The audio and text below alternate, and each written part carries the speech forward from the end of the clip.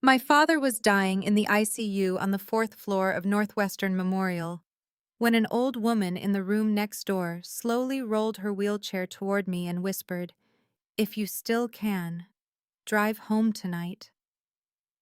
I thought she was confused. My husband was on his way to the hospital with dinner and fresh clothes, and the doctors kept saying we just had to wait. But the way that woman looked at me, cold, urgent, almost frightened, made my stomach tighten. 2 hours later, I unlocked my front door and realized someone had already been inside my house before me. Some stories ask you to really listen. Before we begin, drop a quick comment. What are you doing right now while you're here? Cooking, driving, working, or just taking a moment for yourself? Your presence truly matters. Quick note, this story weaves fictional elements with real experiences to strengthen the message. What matters most is the lesson it carries. There are things you don't realize you've lost until you sit alone in silence long enough. I am 30 years old, and for 5 years I believed my husband when he told me I wasn't practical enough to understand money. I sat on a plastic hospital chair outside my father's ICU room on the fourth floor of Northwestern Memorial River, North Tower. Yellow fluorescent light humming overhead, lukewarm coffee going cold in my hand, and stared through the glass pane at the ventilator rising and falling with mechanical precision. My father, Wendell Lockwood, 64, professor of medicine at Northwestern, lay motionless beneath sterile white sheets. The stroke had taken him at his office desk Monday morning. Massive ischemic event, the neurologist said. Left hemisphere compromised. They used words like significant damage and uncertain prognosis and wait and see. Desmond had handled all the questions. Desmond always handled the questions. I held the coffee cup and realized I didn't know my father's lawyer's name. The thought arrived quietly without ceremony. Just a small gap where knowledge should have been.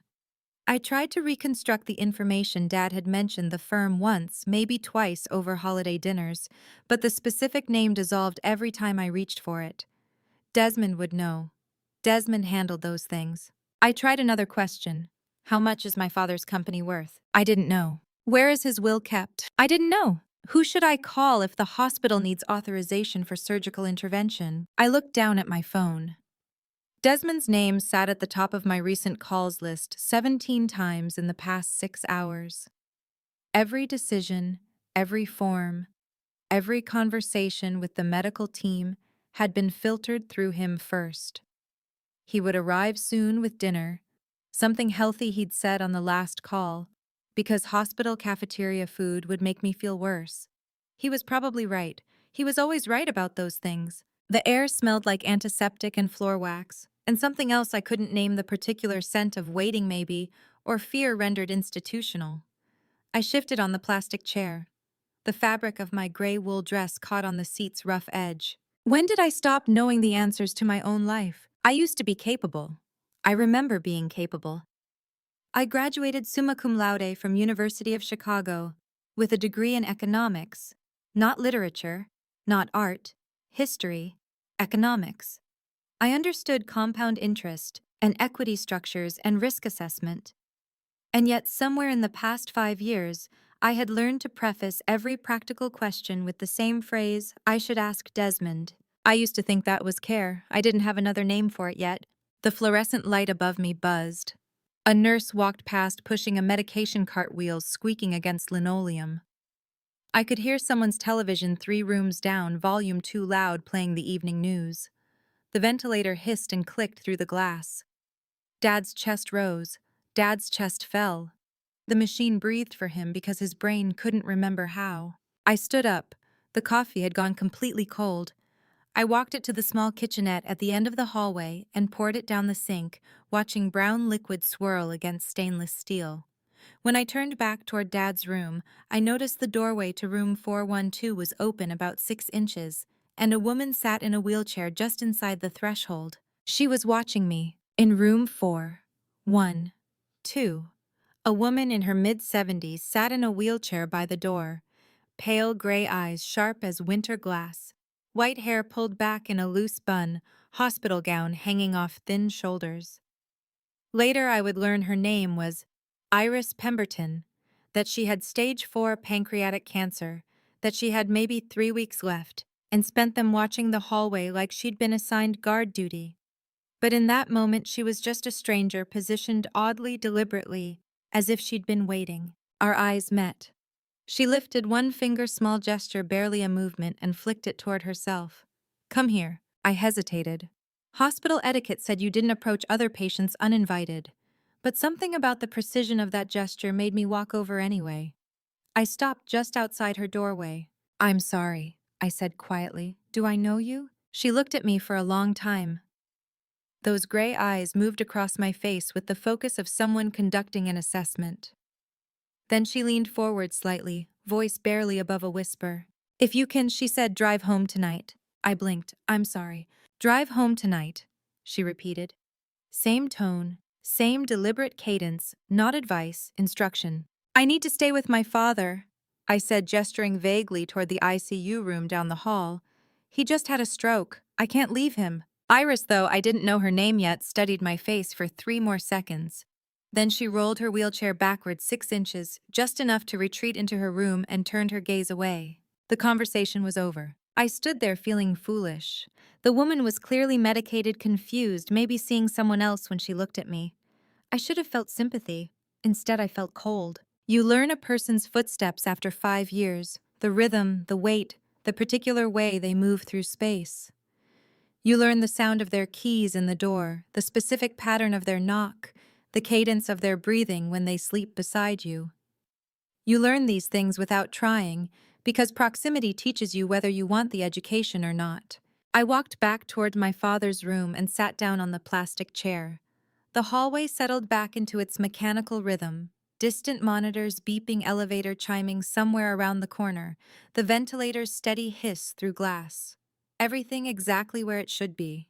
Except the old woman's words wouldn't leave. If you can drive home tonight. I looked down at my camel leather handbag sitting beside the chair. A birthday gift from Desmond last year. Beautiful Italian craftsmanship, cost more than my first car. I didn't know why I was looking at it. Perhaps because the old woman had said something I couldn't entirely push out of my mind. Something that felt like a warning I didn't yet understand. The elevator chimed again, closer this time.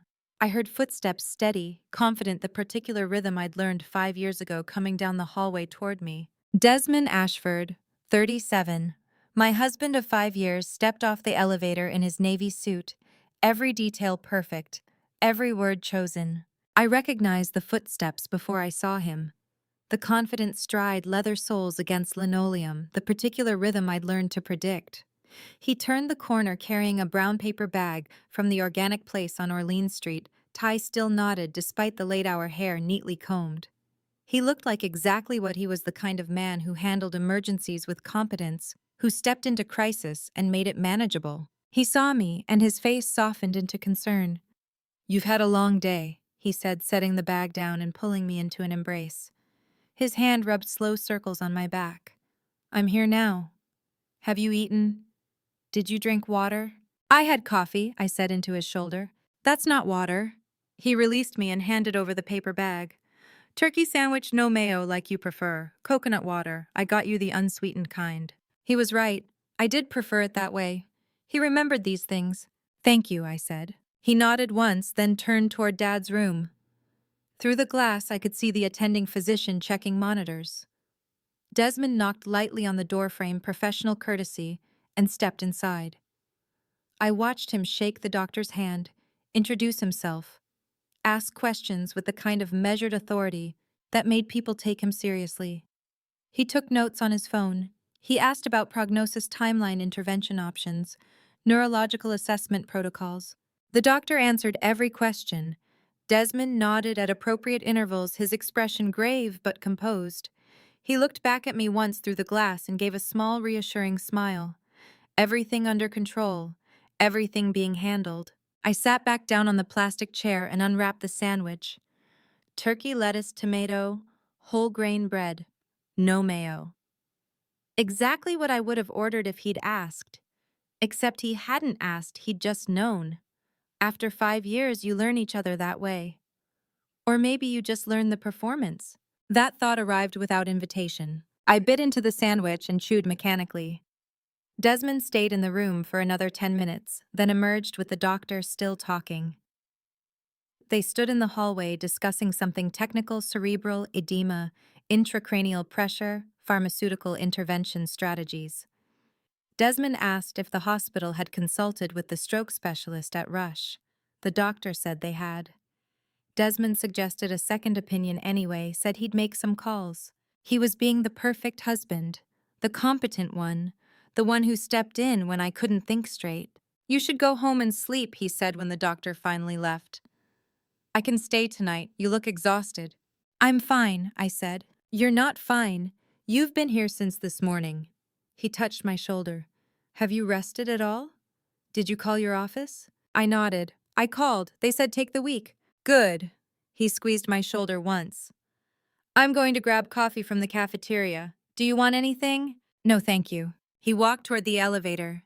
I watched him go, counted his footsteps, and then sat very still. He had asked if I ate, if I drank water, if I rested, if I called my office. He had not asked how I was feeling. 5 years. It took me 5 years to notice that difference. I stood up and walked down the hallway past the kitchenette, past the nurse's station, past the room where someone's television still played too loud. Room 412's door stood open about 6 inches. Iris sat in the same position, wheelchair angled toward the hallway, gray eyes tracking movement. She saw me and lifted one finger, the same gesture as before. "Come here." I looked back toward the elevator. Desmond was gone. I stepped into room 412. The room smelled like antiseptic and something floral, lavender maybe, or lilac. Iris wheeled herself back slightly to make space, then reached into the blanket folded across her lap and pulled out something small. A voice recorder, the kind lawyers use for depositions, black plastic casing, red record button. She pressed it into my hand without speaking. "What is this?" I whispered. "Last night," Iris said, voice low and steady, "your husband stood out on the balcony at the end of this hallway talking on the phone. My room is right next to it. The wall is thin. I heard through it." My heart started beating faster. "What did you hear?" "He was talking about pulling the plug on your father, saying it needs to be done before the weekend." The floor tilted slightly. I gripped the recorder. "You don't know that," I said. "You don't know what you heard. He could have been—" "I know what I heard." Iris's eyes didn't blink. "I'm 74 years old. I have 3 weeks left, maybe less. I don't have time to lie to strangers in hospital hallways." I stared at her. "I know you won't believe me right away," she continued. "But before you go home tonight, check that handbag thoroughly." She pointed one thin finger toward the hallway, toward the camel leather bag sitting beside my chair.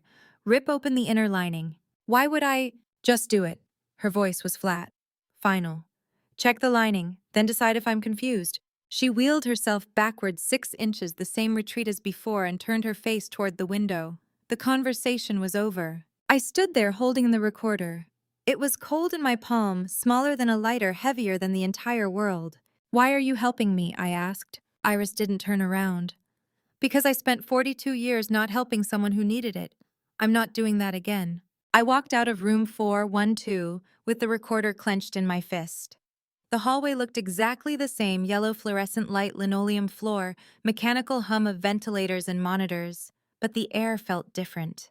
Thinner maybe, colder. I sat back down on the plastic chair beside Dad's door and stared at the camel leather handbag. Last year's birthday gift from Desmond, bought at a boutique on the Magnificent Mile. He'd said the color matched my eyes. I'd loved it. Used it every day since. I slipped the recorder into my coat pocket and picked up the handbag. "Rip open the inner lining." The elevator chimed. Desmond would be coming back any second with his coffee. His competence, his perfectly measured concern. I stood up and walked quickly toward the restroom at the end of the hall, handbag clutched against my chest. I locked the door from the inside. I sat down on the cold tile floor with the handbag in my lap. The restroom smelled like industrial cleaner and something faintly metallic. Fluorescent light hummed overhead. I locked the door and for a moment just sat there breathing. Then I tore at the fabric lining. The interior silk came apart easily once I found the seam. My fingers were shaking, but precise, pulling thread loose, working the fabric free from its stitching. The lining peeled back like skin. Underneath, pressed flat against the leather base, I found it. An Apple AirTag, coin-sized, white plastic, stitched into the seam with thread that matched the bag's camel color exactly. I pulled it free and held it in my palm. It was very light, almost nothing. The kind of thing you could slip into a bag or a coat pocket or a child's backpack to track if they got lost. Perfectly innocent technology. Perfectly legal purchase. Perfectly illegal use. Illinois. Criminal Code 720 ILCS 5/21-2.5. Unauthorized electronic tracking constitutes stalking. I knew that. I had a degree in economics, but I'd taken enough law electives to understand the basics. If someone tracks your location without consent, it's a crime. I sat on the bathroom floor holding the evidence and tried to remember when the handbag had become mine. Last year, February, my birthday. Desmond had taken me to a boutique on the Magnificent Mile, told me to pick anything I wanted. I'd chosen this one because the leather was soft, and the color reminded me of autumn. He'd smiled and said it matched my eyes perfectly.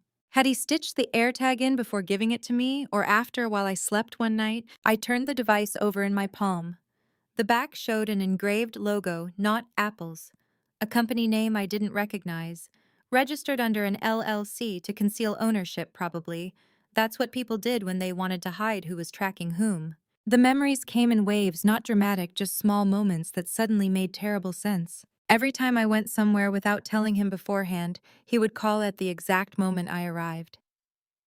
At my college friend's apartment for lunch. At the bookstore on Clark Street. At Dad's office downtown. I'd thought it was intuition. Thought it was the way couples became synchronized after years together. Thought it meant he was thinking about me. I was just thinking about you, he'd say when I answered. Where are you? And I'd tell him.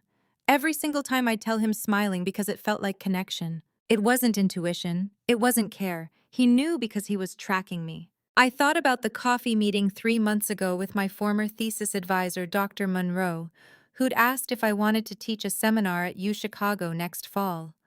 I'd said, maybe, said I needed to think about it. That night at dinner, Desmond had mentioned casually that the university was far from our apartment, that the commute would be exhausting, that maybe it wasn't the right timing. I'd agreed. It had seemed reasonable. He'd known about the meeting because he'd watched me drive to campus on his phone. I thought about the friend I'd slowly stopped seeing, Rachel from undergrad, who lived in Wicker Park. Every time I made plans with her, Desmond would call during lunch, saying he'd had a terrible day, asking if I could come home early. Eventually, I stopped making the plans. It had seemed like I was being considerate. He'd timed those calls by watching the AirTag location. I thought about the yoga class I'd signed up for 2 years ago and attended exactly 3 times before Desmond mentioned it, conflicted with his work dinners, that he really needed me there for networking. I'd canceled the membership. It had seemed like being supportive. He'd known my schedule because he'd tracked every movement. 5 years. 5 years of surveillance disguised as devotion. I sat on the cold tile and felt something shift inside my chest.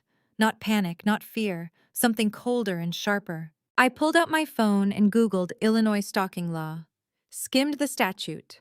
Unauthorized electronic tracking class 4, felony 1 to 3 years imprisonment. But only if the victim filed charges. Only if the victim had evidence. Only if the victim was willing to burn down her entire life to prove her husband was a criminal. I looked at the AirTag in my palm. I could confront him. Walk out there right now, hold it up, demand explanation, watch him scramble for justification. Watch him tell me it was for my safety, for security, because the city was dangerous and he worried about me. Watch him make it sound reasonable until I started doubting my own anger. Or I could remove it, throw it in the trash, cut off his access, reclaim my privacy. Or I stood up and opened the first aid kit mounted on the wall. Inside, bandages, antiseptic wipes, medical tape, a small sewing kit for torn clothing. I pulled out the needle and thread. My hands didn't shake as I threaded the needle. If I confronted him, he would know I knew. If I removed it, he would know I knew. Either way, he would adjust, adapt, find new methods, install new tools. Men like Desmond, men who spent 5 years building invisible cages, didn't stop when caught. They just got better at hiding. But if I stitched it back exactly where it was, If I walked out of this restroom with the bag looking untouched, he would think his secret was still safe.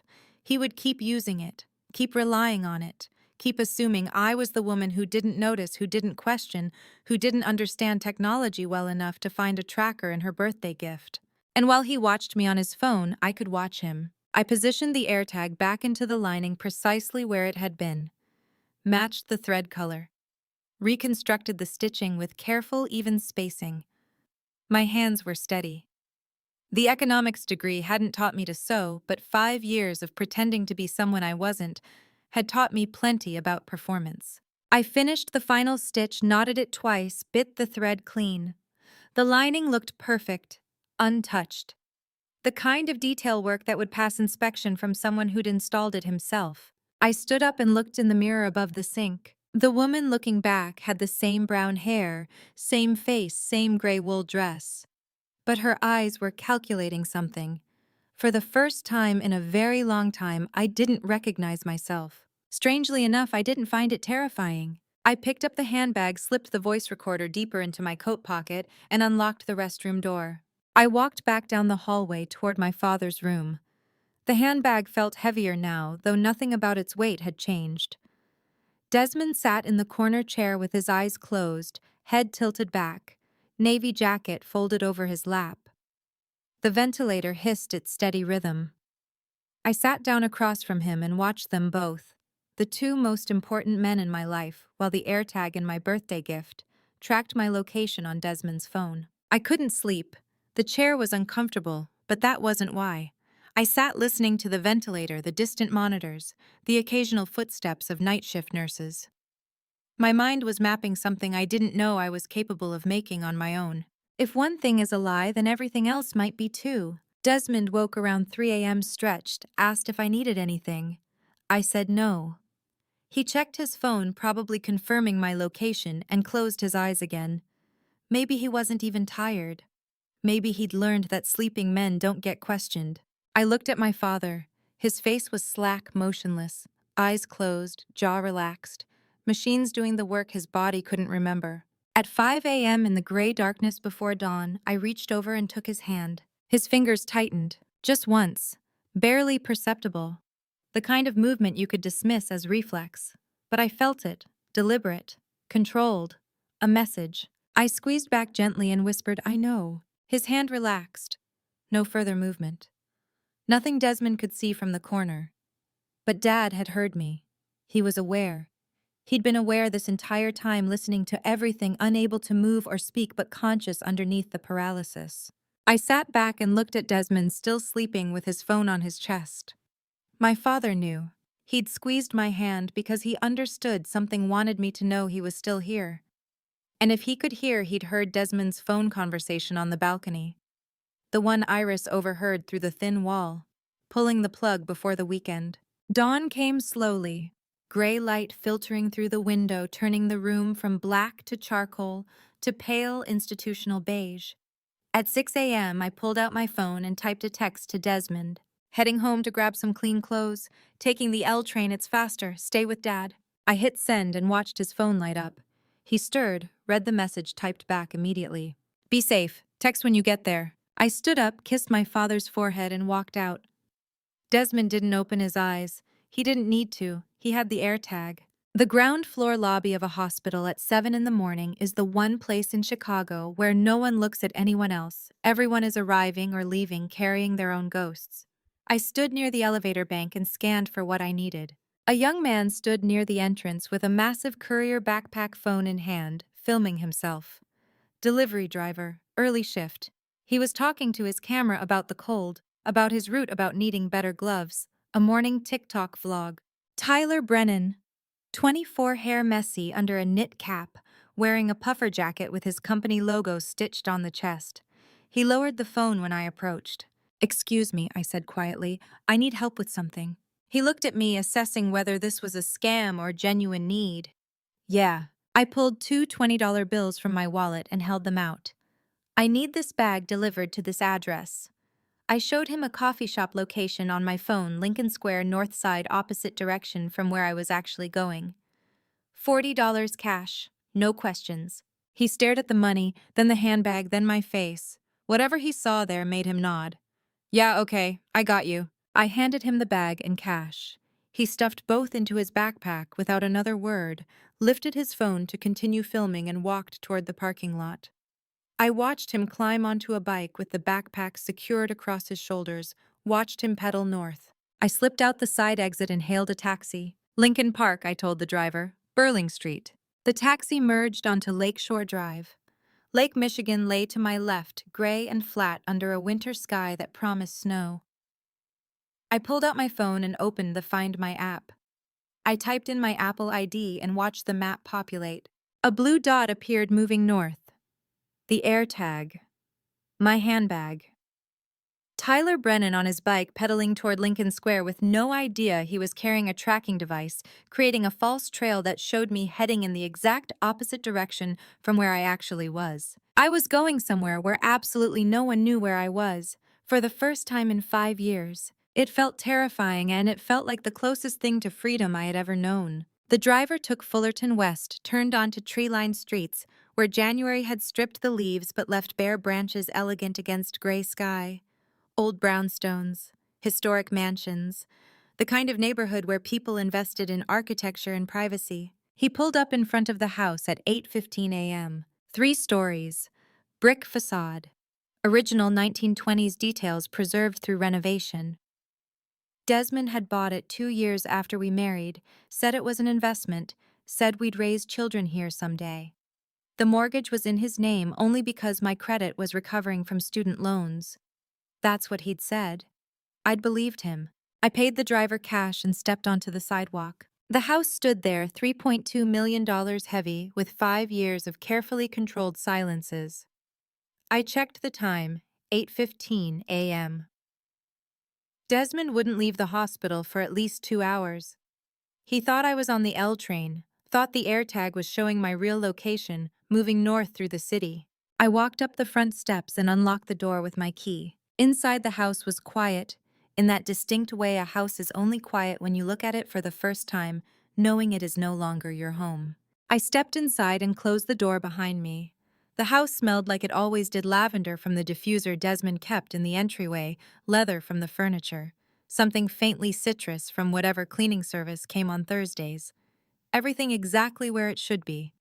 Perfectly maintained, perfectly controlled. I walked straight to Desmond's office. The door was locked, but I knew where he kept the spare key behind the framed photo of us on our wedding day, the one where I looked happy, because I didn't know yet what I'd married. I unlocked the door and stepped inside. His desk was immaculate, laptop closed, papers organized in labeled folders, pens arranged by color. The performance of order. I opened the bottom drawer, the one he always kept locked when I was home. Inside, a burner phone. Android, not iPhone. Black plastic case. Generic. I picked it up and pressed the power button. It asked for a PIN. I tried my birthday, October 15th, 1992. The screen unlocked. The messages loaded. I scrolled back. 6 years. Before we met. Before he ever spoke to me at that coffee shop on Michigan Avenue where he'd smiled and asked if the seat next to me was taken. The first message thread made my stomach drop. The girl looks easy. Is her dad rich? Reply, loaded, and she's lonely, lacks confidence, the easiest kind. I sat down in his desk chair because my legs stopped working. He had researched me, targeted me, a full year before we ever met. The coffee shop wasn't chance. The charming conversation wasn't spontaneous. Every word, every smile, every carefully constructed moment of our entire relationship had been premeditated fraud. I kept scrolling. Another message thread, recent. Contact saved with a heart emoji.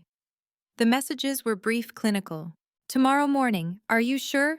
I increased the dosage in his IV line this morning. No one will suspect a thing. I took a screenshot. Then another. Then I opened the contact details and saw the name hidden behind the heart, Celeste Harrington. ICU head nurse. The woman managing my father's care. The woman Desmond had positioned there, corrupted there, weaponized there. Warfare and poisoning. Attempted murder under Illinois Criminal Code 720 ILCS 5/8-4. Conspiracy. Premeditation. Everything documented on a device Desmond thought was hidden. I photographed everything, placed everything back exactly as it was, and left the office without taking a single thing. I walked upstairs to the master bedroom. The wardrobe had a full-length mirror. I'd looked in it every morning for 3 years. I pulled it aside now and found the wall safe Desmond thought I didn't know existed.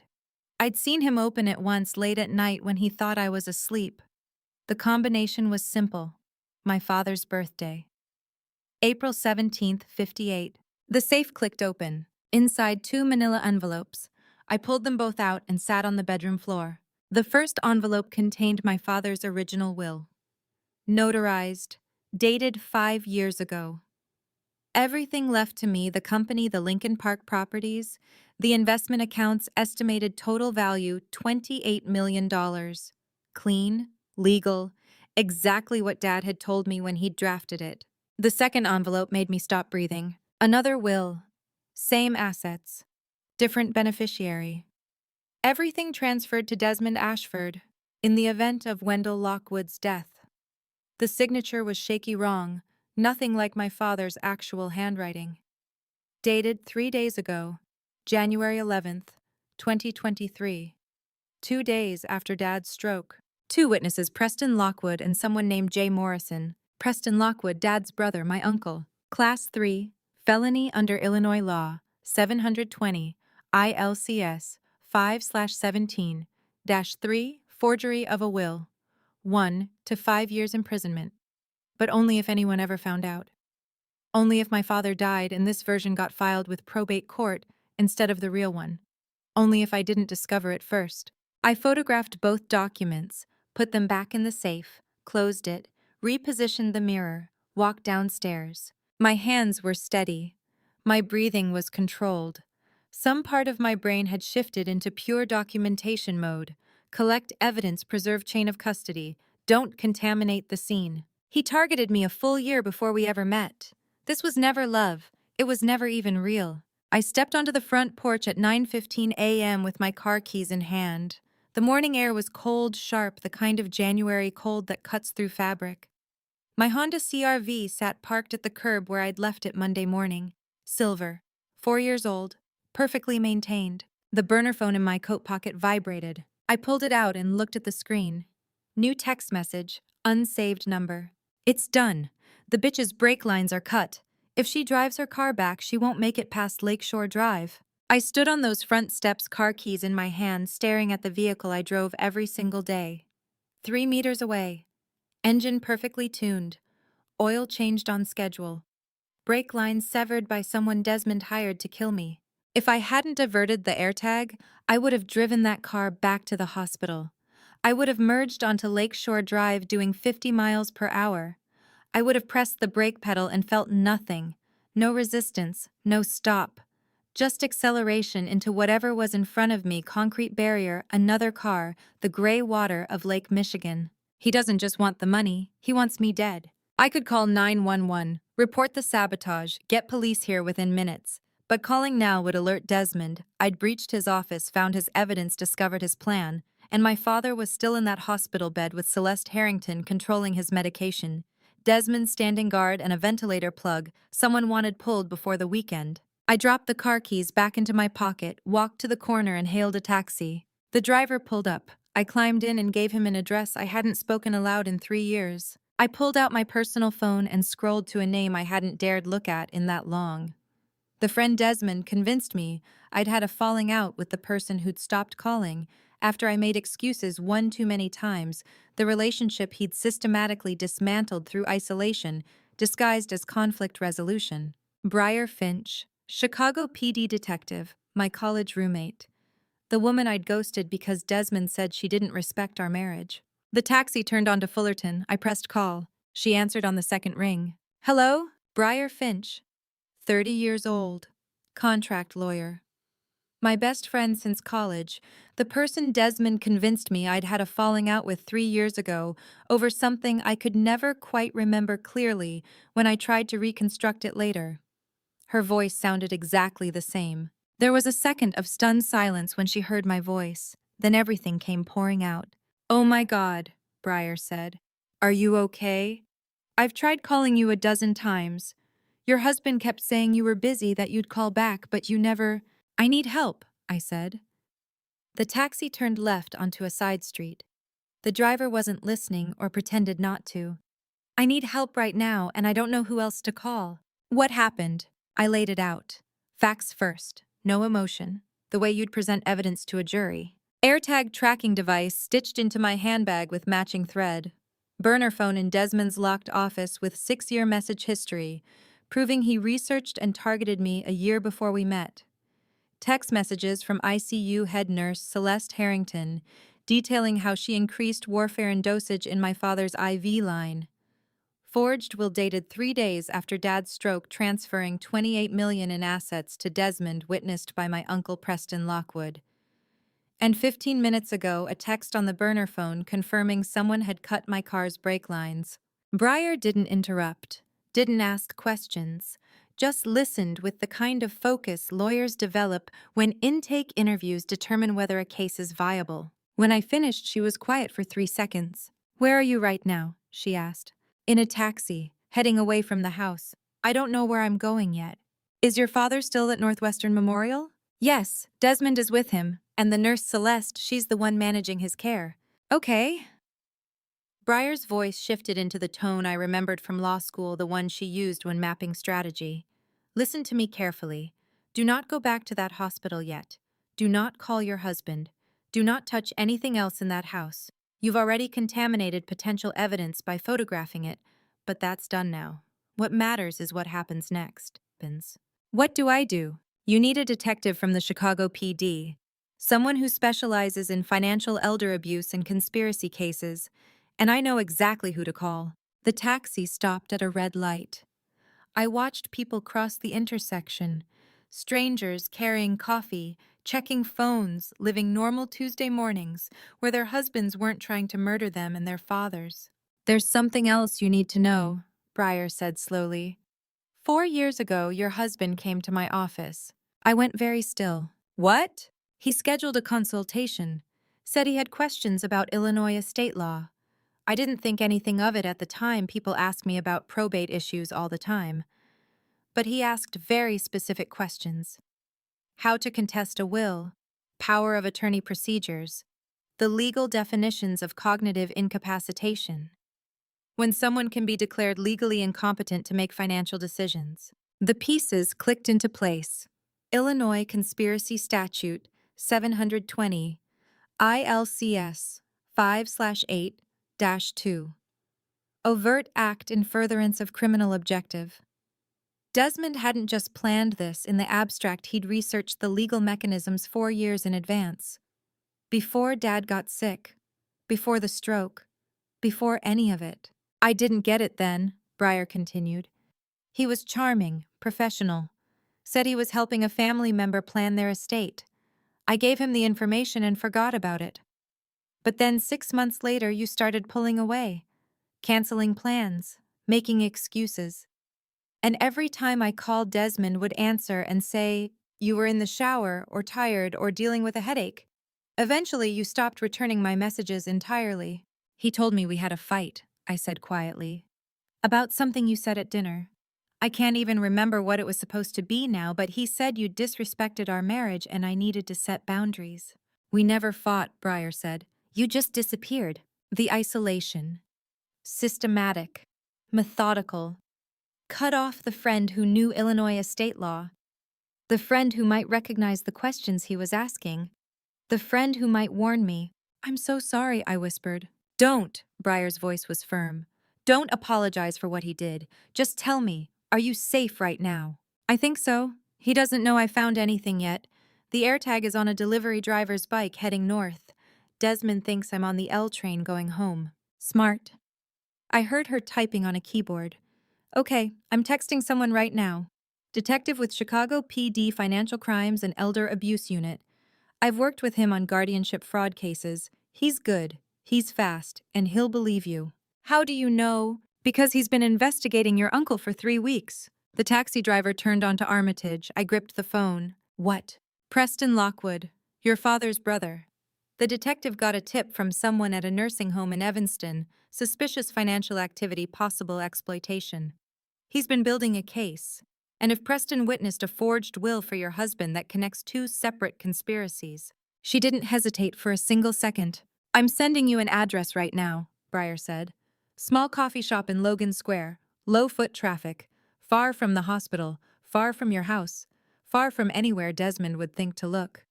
Meet the detective there. His name is... She paused, reading from her screen. Detective Garrett Townsend. He'll be there in 30 minutes. My phone buzzed. Text from Breyer, address in Logan Square. And you need to hear what he's about to tell you about your father, Breyer added. Because if I'm right about the timeline, your dad knew someone was coming after him, and he's been trying to protect you this entire time. I gave the taxi driver the new address. He nodded and turned west. The cafe was tucked into a quiet side street in Logan Square, the kind of place with mismatched wooden tables and a chalkboard menu written in careful script. Low-foot traffic on a Tuesday morning. Two other customers, both reading newspapers, both ignoring everyone else. The detective sat in the furthest corner table back to the wall facing the entrance. He saw me the moment I walked in. Breyer arrived 30 seconds after I did, slightly out of breath. She hugged me without asking permission, then gestured toward the man at the corner table. That's Garrett. We walked over together. He stood when we approached, tall, mid-40s gray, starting at his temples, wearing a dark suit that looked comfortable rather than formal. The kind of person who'd spent enough years in law enforcement to recognize when someone was about to fall apart. You must be Margot, he said, extending his hand. Detective Garrett Townsend, Chicago PD, Financial Crimes and Elder Abuse. His handshake was firm but brief. We sat down. The cafe smelled like coffee and cinnamon, something baking in the back. Normal Tuesday morning smells, the world continuing around us while mine was ending. Your father contacted me 8 days before he was admitted to Northwestern Memorial, Garrett said without preamble. January 5th. He called the precinct, directly asked for someone who specialized in elder financial exploitation cases. Said he needed to speak to someone immediately. I set my coffee down. What? He discovered highly irregular transactions in the company accounts. Clear signs your husband was siphoning funds through shell corporations and dummy invoices. Small amounts at first, escalating over the past 2 years.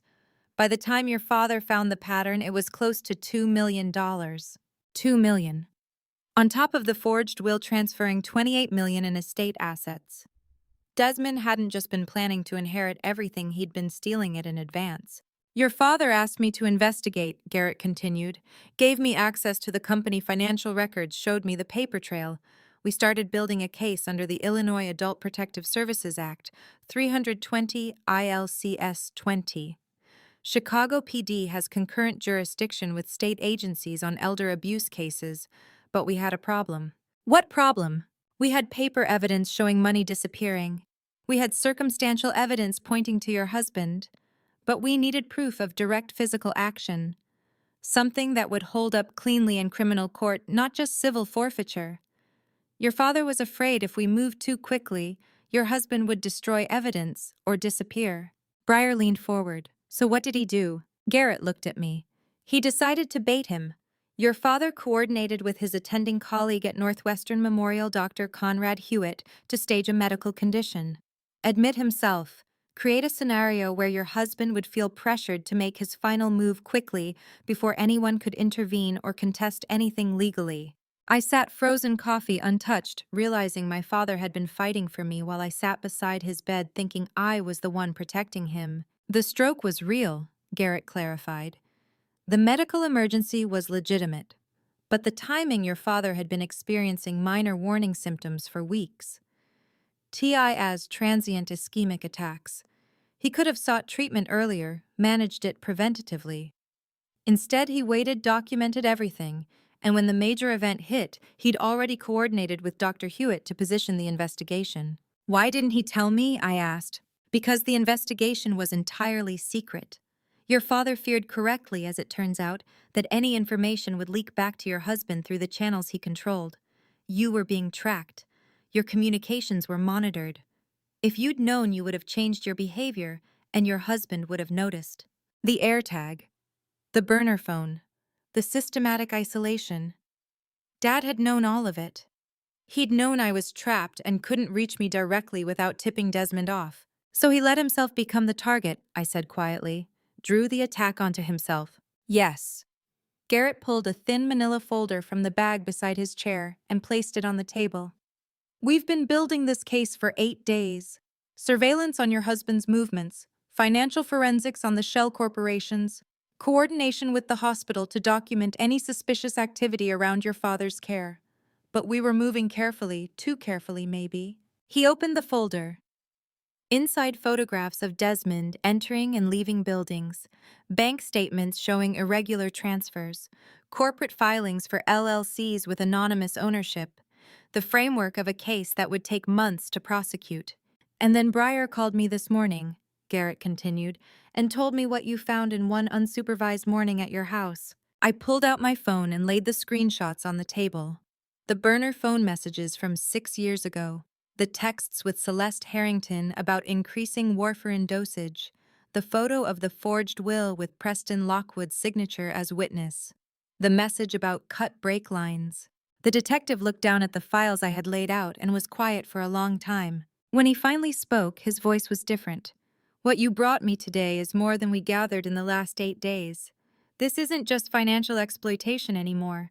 This is conspiracy to commit first-degree murder, attempted murder, forgery, and you have direct evidence of all of it. Breyer was already examining the forged will photo, already building the case in her head the way lawyers do. The nurse Celeste Harrington, she's admitting to poisoning in writing, Garrett said, pointing to the screenshot.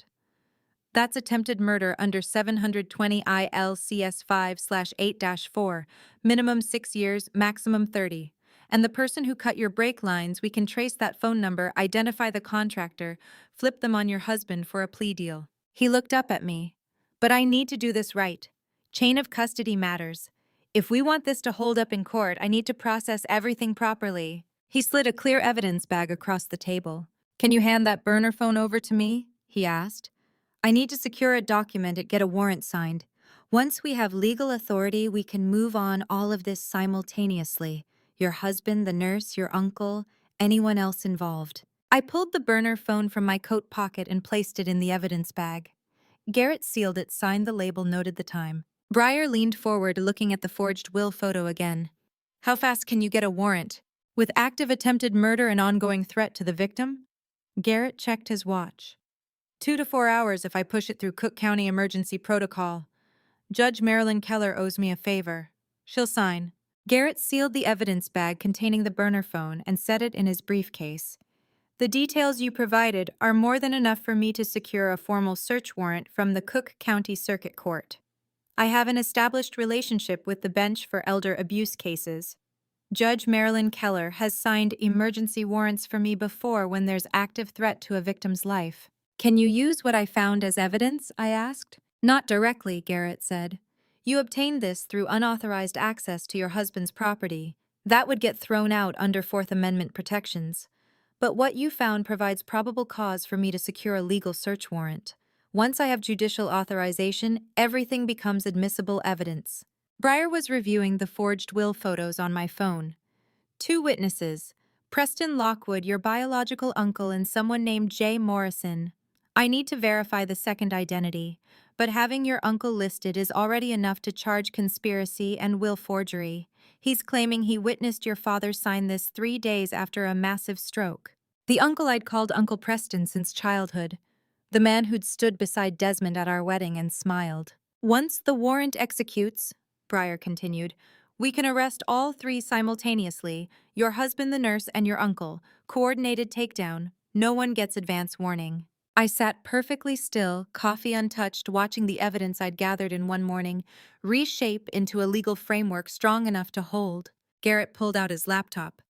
The brake sabotage text let me run that number. He worked in silence for 2 minutes. The cafe's espresso machine hissed in the background.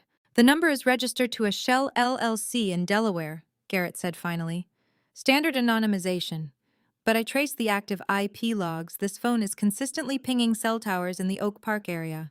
My uncle lived in Oak Park, Kenilworth Avenue. He hired the person who cut my brake lines, I said quietly. Or he did it himself, Garrett replied. Either way, the phone placing that order is operating from his neighborhood. That's evidence. Breyer leaned back. So we have a three-person conspiracy network, Desmond orchestrating everything, Celeste Harrington executing the poisoning from inside the hospital, and Preston Lockwood handling external logistics forged will witness possibly the brake sabotage. That satisfies all elements of Illinois conspiracy law under 720 ILCS 5/8-2, Garrett said. Agreement to commit criminal acts, overt actions in furtherance, multiple participants with defined roles. We can prove each element with the evidence you brought today. He closed the laptop. Here's what happens next. I'm going back to the precinct right now. I'll write up the warrant application attached supporting affidavits and get it in front of Judge Keller by 1 p.m. With active attempted murder and ongoing threat to your father's life, she'll sign. Emergency protocol allows expedited review. How fast, I asked. 2 to 4 hours from submission, so we're looking at execution sometime between 3 and 5 p.m. today. Breyer checked her watch. It's 11:30 now. By mid-afternoon, this entire operation locks down. Exactly, Garrett said. Once I have the signed warrant, I coordinate with patrol units. We hit all 3 locations simultaneously, your house for your husband, Northwestern Memorial ICU, for the nurse, your uncle's residence in Oak Park. No advance warning, just coordinated arrests. The enormity settled over me. By tonight, Desmond would be in custody. But until then, Garrett continued, his voice very serious, I need you to go back to that hospital and act completely normal. Can you do that? The question hung in the air. I don't know, I said honestly. Your husband is still there with your father. He's waiting for you to come back from getting clean clothes. He thinks you took the L train home. He thinks the AirTag is tracking your real location. He thinks you're exactly where he expects you to be, unaware, compliant, the wife who doesn't notice things. And I need to keep being that person, I said, for a few more hours. If he suspects anything, if you walk in there with different body language, different eye contact, any change in your baseline behavior, he'll know something is wrong. Men like your husband have contingency plans. He could run. He could destroy evidence. He could do something to your father before we secure the scene. Breyer reached across the table and took my hand. You've been performing for 5 years. You can perform for 4 more hours. I looked at the evidence spread across the table. Screenshots, photos, the sealed burner phone in Garrett's briefcase. Yes, I said, I can do that. Garrett stood up. I'm leaving now to file the warrant. Breyer, can you stay with her? Breyer nodded. I'll put her in a taxi back to the hospital. Garrett picked up his briefcase, paused, looked at me one more time. Your father set this in motion 8 days ago because he knew you couldn't fight this alone. But what you did today, walking into that house, finding this evidence, bringing it to me, that's what's going to end it. Not him. You. He left through the cafe's front door. I watched him disappear into a Tuesday morning that looked exactly like every other Tuesday morning. Breyer checked her phone. It's 11:45. Let's get you back. What's your cover story? Snow traffic, I said automatically. Lakeshore Drive was backed up. I stopped for better coffee than the hospital cafeteria. She smiled. Good, believable. We walked out together. She hailed a taxi, opened the door for me. Text me the second anything feels wrong. I'll be 10 minutes away all afternoon. I climbed in and gave the driver the hospital address. The taxi merged onto Fullerton, then turned south toward Lake Michigan. The gray water stretched flat and endless to my left. I was going back to the man who wanted me dead, and I had to smile when I saw him. The sliding glass doors of the hospital parted, and I stepped back inside. The scent of antiseptic and artificial warmth identical to every other day. But today I walked in with different eyes. I took the elevator to the 4th floor and walked down the familiar corridor toward my father's room. Desmond was sitting in the chair beside the bed, reading something on his phone. He looked up when I entered. What took so long? He asked, not suspicious, just mildly curious. Heavy snow traffic, I said, setting down my coat. The roads were terrible. Lakeshore Drive was backed up for miles. He nodded, satisfied, and went back to his phone. Your father's stable. No changes. The doctor came by around noon. I told him you'd be back soon. Thank you, I said, and sat down in the other chair. I pulled out my own phone and pretended to scroll through messages. But I wasn't reading anything. I was watching. I sat on that hallway bench and began to observe with deliberate intent, watching the way people watch when they already know the answer but need to prove it. The nursing station sat at the end of the hall glass window overlooking the corridor, computers visible inside. 3 nurses rotated through shifts, but one appeared more frequently than the others. Celeste Harrington, 33 years old, head nurse with access to medication order systems, dark hair pulled back in a tight bun, scrubs always perfectly pressed. The kind of professional competence that looked reassuring until you started tracking patterns. She appeared at the nursing station every single time my husband arrived for a visit. Not randomly, not coincidentally, precisely timed as if alerted. I watched it happen 3 times over the course of 90 minutes. Desmond would arrive at 1 p.m. Celeste would appear at the station at 1:05 p.m. Desmond would step out for water at 2:15 p.m. Celeste would slip into my father's room at 2:16 p.m., stay for exactly 3 minutes, then leave. Desmond would return to the room at 2:25 p.m. Celeste would stand at the end of the hall, not doing anything medical, just watching. They never spoke directly, never made eye contact when anyone else was present. But I saw it once when Desmond walked past the nursing station on his way to the elevator. Celeste glanced up from her computer screen for exactly 1 second. A single look passed between them. It was enough. I stood up and walked to the bathroom at the end of the hall, locked the stall door, and pulled out my phone. I texted Garrett Townsend. Check the head nurse's shift logs against my husband's visitation records for the past 3 weeks. I waited. The bathroom smelled like industrial cleaner and something faintly floral. Someone had left a coat draped over the sink. I could hear footsteps in the hallway outside, the distant beeping of monitors, the mechanical hum of hospital machinery. My phone buzzed. Already on it. A 100% match. Every time your husband visited in the last 3 weeks, she was on shift. Every time he didn't visit, she requested the day off or swapped shifts. The correlation is statistically impossible without coordination. The warrant is grinding through. I stared at the message. 100%. Not 90%. Not 80. Perfect correlation over 3 weeks. The kind of pattern that doesn't happen by accident. She wasn't just Desmond's accomplice. She was his operational partner. Real-time communication, coordinated timing, synchronized execution. I flushed the toilet for sound cover and walked back out to the sink. Washed my hands. Looked at myself in the mirror. The woman looking back looked tired. Worried. The kind of wife who'd been sitting beside her father's hospital bed for days, running on coffee and fear. Exactly what I needed to look like. I dried my hands and stepped back into the hallway. Desmond was standing by my father's door on his phone, his back turned to me. I couldn't hear what he was saying, but his posture was tense, shoulders tight, one hand gripping the phone a little too hard. Who was he talking to now? I walked slowly down the corridor, giving him time to finish the call before I got too close. He turned slightly, saw me coming, and ended the conversation quickly. Just checking in with work, he said, slipping the phone into his pocket. They're asking about the quarterly reports. I told them it could wait. You should go home and get some rest, I said. You've been here all day. I can stay tonight. He hesitated, then nodded. Maybe you're right. I'll come back in the morning. He kissed my forehead, the same gesture he'd done 1,000 times before, warm and reassuring and completely hollow, and walked toward the elevator. I watched him go, watched the elevator doors close, watched the floor indicator light descend from 4 to 3 to 2 to 1 to ground. Then I sat back down in the chair beside my father's bed and pulled out my phone. An email notification sat at the top of my screen. Sender and address I didn't recognize. A string of numbers and letters, nothing identifiable. Subject line encrypted. I opened it. The body of the email contained a single paragraph of text that looked like random characters encoded, meaningless without the key. Below it, a short note in plain English. The decryption key is the date of your very first visit to your father's corporate office. You were 7 years old. He kept the visitor log from that day in his desk drawer for 23 years. If you're reading this, you know why he needed to hide it. The sender left Northwestern Memorial 3 weeks ago and has been documenting everything since.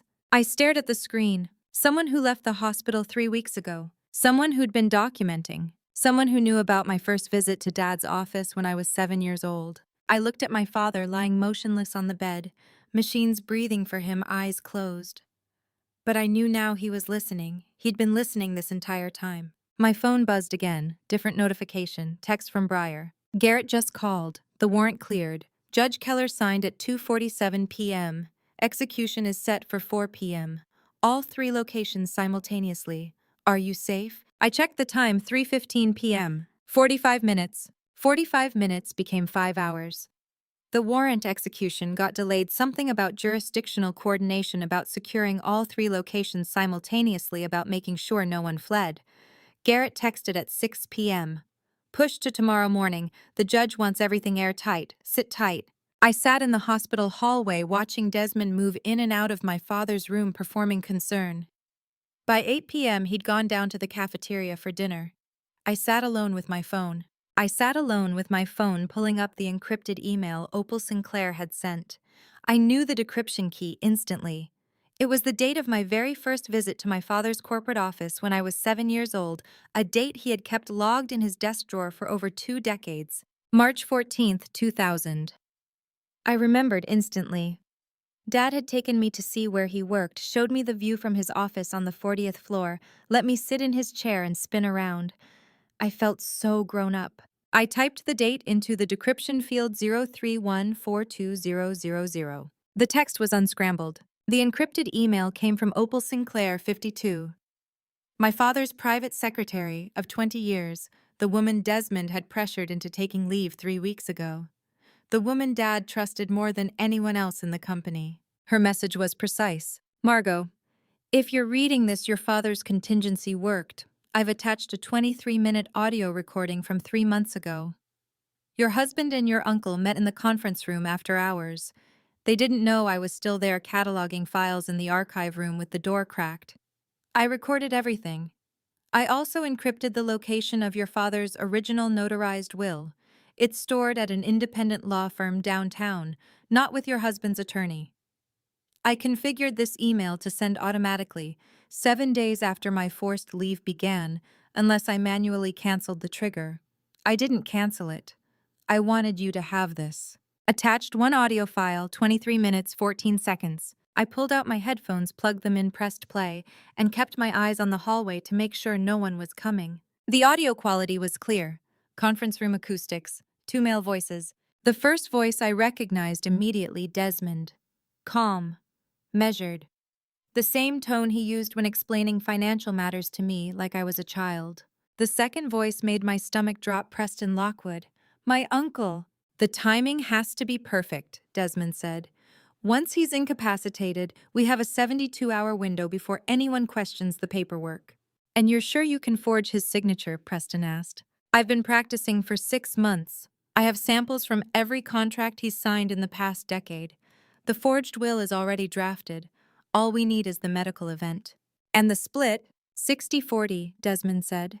I get controlling interest in the company and the Lincoln Park properties. You get the investment accounts and the Lake Geneva estate. Clean division, no contestation. I stopped the playback at 3 minutes. I'd heard enough. I forwarded the entire email package to Garrett Townsend with a single line, Secretary's insurance policy. Audio proves premeditation. Then I stood up, looked down the hallway, and walked to room 412. I knocked softly. No response. I pushed the door open. Iris sat in her wheelchair by the window looking out at the January darkness. She turned when I entered. You found it, she said, not a question. I sat down in the chair beside her bed. The room smelled faintly of lavender and antiseptic. How did you know? Because you're still here, Iris said. If you hadn't found it, you'd be dead by now. Your husband would have made sure of that. She looked at me with those pale gray eyes sharp as winter glass, despite the cancer eating through her. 10 years ago, she said slowly. My daughter had a husband exactly like the one downstairs. Impeccable, adored by everyone, an expert at saying the right words. I saw through him early on, but my daughter refused to believe me. By then, he'd already isolated her from me. I sat very still. He poisoned me first, Iris continued. Small doses over 6 months. Made it look like my cancer was progressing faster than expected. Doctors adjusted my medication. I got sicker. He positioned himself as the devoted son-in-law caring for me while my daughter worked. Then, when I was weak enough that no one would question it, he engineered a car accident. Your daughter, I whispered. My daughter called me from the highway, Iris said, voice flat from speaking this truth so many times it had run out of tears. Said the brakes weren't working. Said she was on a descent and couldn't stop. I heard her screaming. Then the line went dead. The old woman had no knowledge of the text I'd seen about my own break lines. She was speaking purely from her scars, and the precision of it forced me to sit back down. The police called it mechanical failure, Iris said. But I knew. I'd survived his poison. My daughter didn't survive his engineering. He inherited everything she had. Moved to another state 6 months later. Remarried within a year. I'm so sorry, I said. My daughter died because no one warned her in time, Iris said. I survived, but I had nothing left to live for, until I saw you sitting out there in that hallway 3 weeks ago. I watched you. I saw the way your husband touched your shoulder, but never looked at your face. I saw the way you flinched when he asked where you'd been. I saw a woman in the same trap my daughter was in. She reached out and took my hand. Her grip was surprisingly strong. You are smarter than my daughter was, she said. You found it, now finish it, and whatever you do, don't touch that car again until this is over. I nodded. I won't.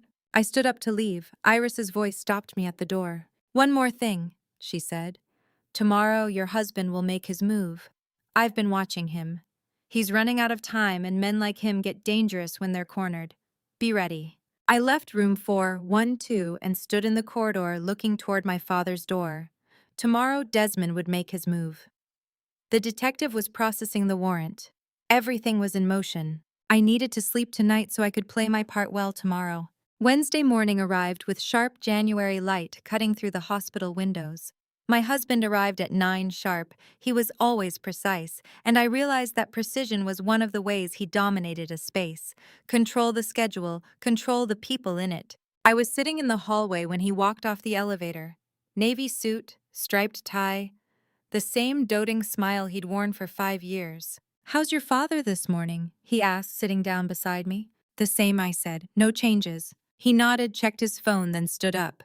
I need to speak with the attending physician, get an update on the prognosis. I'll wait here, I said. He walked down the corridor toward the doctor's office. I watched him go, counted to 30, then stood up and followed at a distance. The doctor's office door was cracked open about 6 inches. I positioned myself near the nursing station where I could hear without being seen. Dr. Conrad Hewitt, 50 attending physician, and my father's Northwestern colleague sat behind his desk. I could see him through the gap. He looked grave, the kind of expression doctors wear when delivering bad news. Mr. Ashford, he said, voice low and urgent, I need to be frank with you about your father-in-law's condition. Of course, Desmond said. I appreciate your candor. Based on my evaluation this morning, the patient may not survive the next 24 to 48 hours. His cognitive functions are declining rapidly. The stroke damage is more extensive than we initially assessed. I held my breath.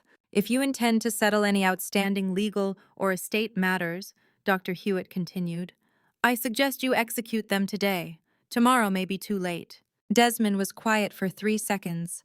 Then his voice shifted into perfect, measured grief. I understand, doctor. Thank you for being direct with me. I'll get it sorted. I'm very sorry, Dr. Hewitt said. Desmond stood. I moved quickly back toward my chair, sat down, pulled out my phone. He emerged from the office 30 seconds later and walked past me without stopping. I watched him disappear into the elevator. Dr. Hewitt stepped out of his office, looked down the hall, caught my eye. He gave a single imperceptible nod. The bait had been delivered. I checked the time, 9:15 a.m., less than 5 hours before the detective would be in position. The doctor is executing his part of the sting. He just convinced my husband that the window is slamming shut, forcing him to act today. I sat on that plastic chair and waited. Desmond returned at 10 a.m., told me he needed to handle some paperwork at home, said he'd be back by noon. He kissed my forehead and left. The moment the elevator doors closed, I stood up and walked to room 412. I knocked once and pushed the door open. 4 people were already inside. Garrett Townsend stood by the window. Briar Finch sat in the chair beside the bed. Dr. Conrad Hewitt leaned against the wall, and Iris Pemberton sat propped up in her wheelchair like a general coordinating a strike. Before I tell you what the detective revealed in that room, I need to ask, are you still with me? Comment. A, if you think Desmond will take the bait, or B, if you think he'll see through the trap. Add one reason why in 5 to 10 words. Please note the next part includes recreated details for narrative impact. The lesson is what matters. Garrett spoke first. The warrant was signed at 2 a.m. this morning by Judge Keller. Everything is in motion. 2 plainclothes officers will be on this floor by 1:30 p.m. The moment your husband presents those forged documents, they move in. What about my uncle? I asked. Simultaneous execution, Garrett said. Oak Park patrol units hit his residence the same moment we move here. No warning, no chance for communication between conspirators. Breyer pulled out her laptop. I've been reviewing the Illinois Probate Act 755 ILCS 5. The forged will can be completely invalidated under multiple grounds. Signatures obtained under undue influence during a period when the testator was under unauthorized medication with witnesses who had direct financial interest in the outcome. It's ironclad. What's the strategy? I asked. Dr. Hewitt stepped forward. We let him do it. We let your husband walk in here with those documents, present them to you, attempt to execute them at your father's bedside. We catch him in flagrante delicto, in the act itself. That eliminates any defensive maneuvering about intent or preparation.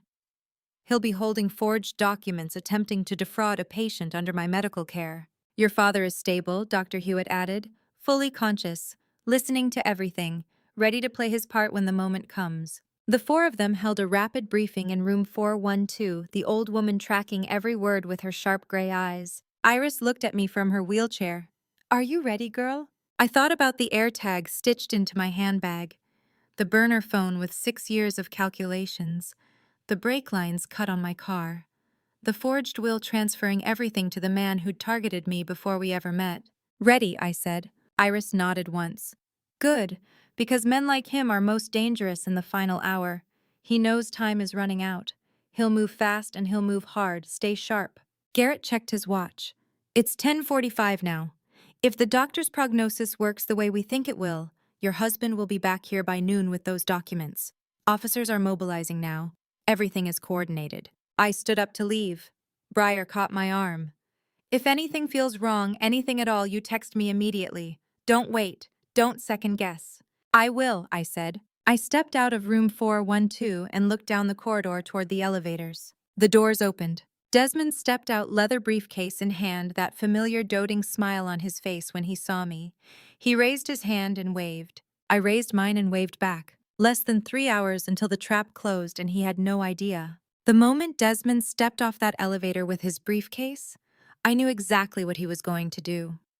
I had watched him rehearse manipulation for years, the softened voice, the wounded eyes, the trembling hand reaching for mine. So when he walked into Dad's hospital room at noon, with that folder tucked under his arm, I decided to give him the performance of his life. I would mirror every gesture, every calculated pause, every micro-expression he deployed. Let him feel what it was like to be studied. He set the briefcase on the chair and opened it slowly, deliberately. The kind of movement designed to draw attention. I leaned forward slightly, mirroring his posture. I need to talk to you about something, he said, voice soft with manufactured vulnerability. I tilted my head at the exact angle he did. Of course. He pulled out 3 documents and spread them across the bedside table. Legal-sized paper, official seals, the kind of presentation meant to look authoritative. The doctor told me this morning that your father may not have much time, Desmond continued, his voice breaking slightly on the word time. We need to protect his estate from probate complications, from vultures who might try to contest things after he's gone. I softened my eyes in perfect sync with his, watched him notice, watched a flicker of confusion cross his face. What are these? I asked, reaching for the top document. A quitclaim deed for the Lake Geneva property, he said, transferring it into a trust to avoid estate tax complications, and a durable power of attorney so we can make medical decisions if when the situation deteriorates further, and a beneficiary change form for his life insurance policy. I picked up the quitclaim deed and examined it. The notary seal was dated January 12th, 2023, 3 days ago. The same morning Dad had his stroke. The signature line showed Wendell Lockwood's name typed beneath it, but the handwriting sample Desmond had attached for reference didn't match Dad's actual signature. I'd seen Dad's signature on the 2019 trust documents Breyer showed me. The loops were different. The pressure points were wrong. This wasn't Dad's handwriting. This was Desmond's forgery practice. You're being very thorough, I said, matching his tone, exactly the same cadence, the same slight tremor of concern. He blinked. I just want to protect your father's legacy. Protect you. I reached out and touched his hand, mirroring the gesture he'd used on me 1,000 times. I know, you're always thinking ahead. His eyes narrowed slightly. Not suspicion yet, just the beginning recognition that something felt different. That I wasn't responding the way I usually did, with gratitude, with relief, with the performance of helplessness he'd trained into me. Do you need me to sign anything? I asked. Not yet, he said. First, we need your father's signature. Since he can't physically sign right now, I'll need to guide his hand. It's legally acceptable if there's a witness present, and the signature is made with the testator's clear intent. And he can't express intent right now, I said quietly. But we know what he would want, Desmond replied. He'd want his estate protected. He'd want you taken care of. I nodded slowly, still mirroring his body language, still watching him grow more uncomfortable with every passing second. He stood up and moved to the other side of the bed, pulling a pen from his jacket pocket. The same pen he always used for important documents, black rollerball expensive. He leaned over Dad's motionless body and carefully positioned the quitclaim deed on the bedside tray. Then he reached for Dad's right hand. I watched my father lying there, eyes closed, face slack, the ventilator hissing its steady rhythm. Desmond lifted Dad's limp hand and wrapped the fingers around the pen. I'll guide it, he said. Just need to get the signature on the line. He positioned the pen tip above the signature line. That's when I saw it. Dad's left eyelid twitched. Not the random muscle spasm of unconsciousness, not the flutter of REM sleep. This was deliberate, controlled, a rhythm. 3 short twitches, 3 long, 3 short. SOS. My father had been conscious this entire time, trapped inside his paralyzed body, listening to every word Desmond said for the past 3 days. Every bedside conversation, every whispered plan, every calculated manipulation. He'd been screaming silently while his body refused to respond. Desmond pressed Dad's hand down, guiding the pen toward the paper. The moment the tip touched the signature line, everything exploded. Dad's eyes snapped open. Not the slow flutter of gradual consciousness. Not the confused blink of someone waking from surgery. This was instant, total. The explosive awareness of a predator detecting immediate threat. His left hand, the supposedly paralyzed side, the arm that hadn't moved since the stroke, shot up with impossible force and locked around Desmond's wrist. Desmond gasped. Dad's grip tightened. I could see his knuckles go white. Could see Desmond's face shift from shock to pain. Then Dad threw Desmond's hand backward with enough force that the pen flew out of his grip and skittered across the linoleum floor, bouncing twice before rolling under the cabinet. Desmond stumbled back, cradling his wrist. Dad's eyes locked onto mine. I saw 5 years of unspoken questions crystallize into a single recognition. He knew. He knew I'd married a predator. He knew I'd been performing survival for nearly half a decade. He knew, and he'd been trying to protect me the only way he could, by becoming the target himself. I'm right here, sweetheart, he said, voice rough from days of silence but perfectly clear. I've been right here the whole time. Tears I didn't know I was holding broke free. Then his gaze shifted, past my shoulder, toward the door. His expression changed, relief melting into something else, terror. I turned to follow his eyeline. The door was open exactly 6 inches. Someone had been standing in the hallway listening to everything. Desmond didn't look at the door. He looked at me, and the performance I'd watched for 5 years shut off like someone cut the power. The air in the room altered. The generator that had been buzzing for so long I'd stopped hearing it suddenly went dead. Everything was different. His face changed, not gradually, not with the careful control he'd always maintained. It just changed. The warmth drained out of his eyes. The softness disappeared from his posture. What was left looked like something carved from ice. 7 years, he said, voice stripped of every pretense. 7 years I invested building this family. You think I did this out of affection, out of love? I didn't answer. I built equity, he continued. I positioned assets. I managed risk. This was a portfolio, not a marriage. And you? He gestured at me with the hand Dad hadn't crushed. You were always the easiest part of the equation. Lonely, insecure. Exactly what I needed. Dad's grip tightened on the bed rail. I could hear his breathing change. I pulled out my phone. What are you doing? Desmond asked. I didn't answer. I scrolled to a contact I hadn't called in months. Preston Lockwood, my uncle. The man who'd stood beside Desmond at our wedding. The man whose signature was on the forged will. I pressed call and switched to speakerphone. It rang once. Is it signed? Preston's voice came through immediately. Not hello, not a greeting, just the question. I looked at Desmond. His face went very still. Uncle Preston, I said clearly. It's Margot. Desmond is standing right here in the hospital room with me. Would you like to repeat that question? 3 seconds of silence on the speakerphone. Then the dial tone. Preston Lockwood just hung up on his own conspiracy. I set the phone down on the bedside table. Call log still visible, timestamp recorded, self-indictment complete. Desmond stared at me. You have no idea what you've done. I know exactly what I've done, I said. That's when the door pushed open. Celeste Harrington stepped through. The head nurse, 33 years old, the woman who'd appeared at the nursing station every time Desmond visited, the woman who'd coordinated timing with surgical precision for 3 weeks. She had her phone raised in her hand. I cannot do this anymore, she said, voice steady. I will not do this anymore. Desmond turned toward her. Celeste, do not say another word. She ignored him completely, looked at me instead. He found a mistake I made in 2019, she said. Epinephrine dosage error. Patient survived, but it should have been reported to the state. I was terrified. I have 2 kids. I couldn't lose my license. She held up her phone. He said if I helped him, the file would disappear. If I didn't, he'd send it to the Illinois Department of Financial and Professional Regulation. I'd never work as a nurse again. Desmond took a step toward her. Stop talking. She pressed play on her phone. Desmond's voice filled the room, crystal clear, recorded. You're going to increase the warfarin dosage gradually. Not enough to trigger alarms, just enough to accelerate the decline. When he crashes, it'll look like complications from the stroke. Natural progression. No one will question it. Celeste's recorded voice. What if someone notices? Desmond's recorded voice. They won't. And if they do, you're the one who administered it. You're the one whose license is on the line, so you make sure no one notices. She stopped the playback. You have to understand, Celeste wasn't confessing to me. She was performing a legal maneuver.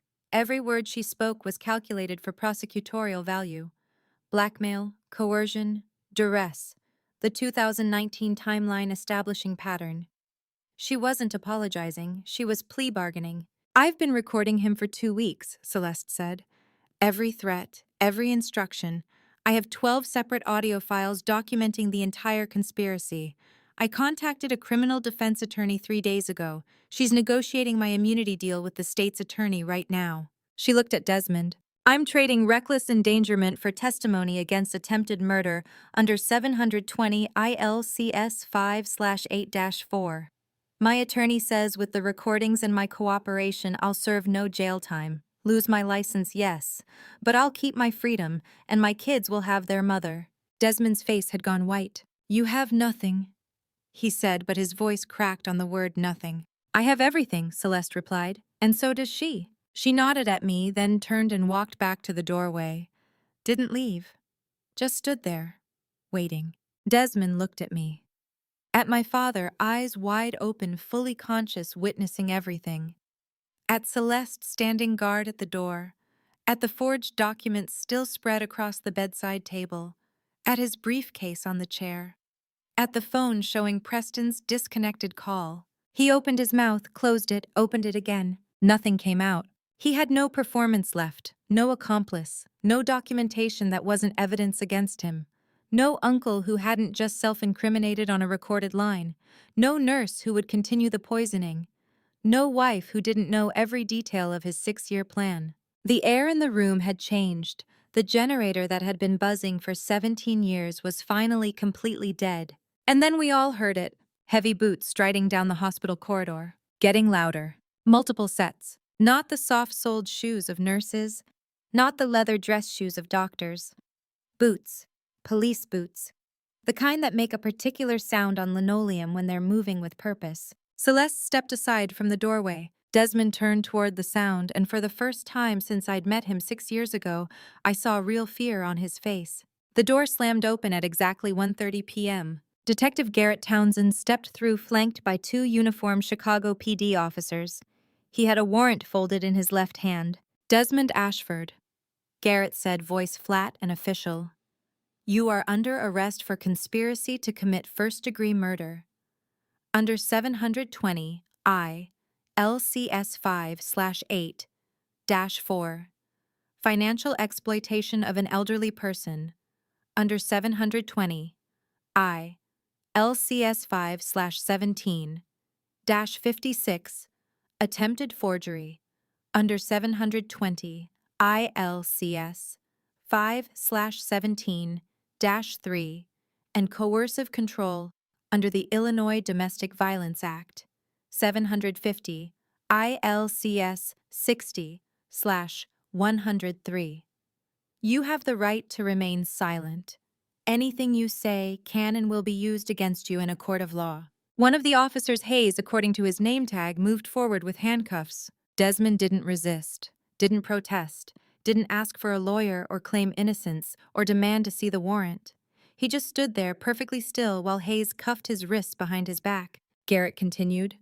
At this moment, officers are executing a warrant at 712 Kenilworth Avenue, Oak Park, for the arrest of co-conspirator Preston Lockwood on identical charges. This is a coordinated operation. Both arrests are happening simultaneously. Desmond looked at me one final time. No hatred, no repentance, just flat realization. The expression of a chess player who miscalculated the endgame 17 moves ago and only now sees the inevitable checkmate. He'd lost his queen, lost his bishops, lost every piece that mattered.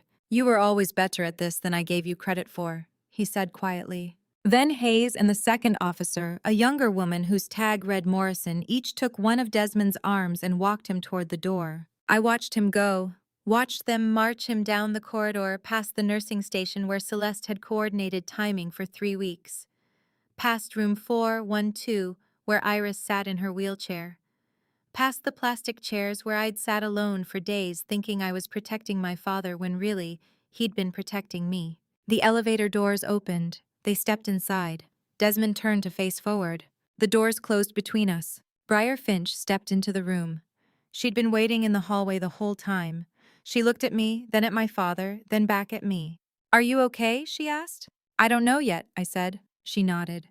"I'll be downstairs. Take your time." She left, closing the door softly behind her. For the first time in 5 years, I was alone in a room with my father, without Desmond filtering the air between us. Dad shifted in the hospital bed. The ventilator had been removed while the arrest was happening.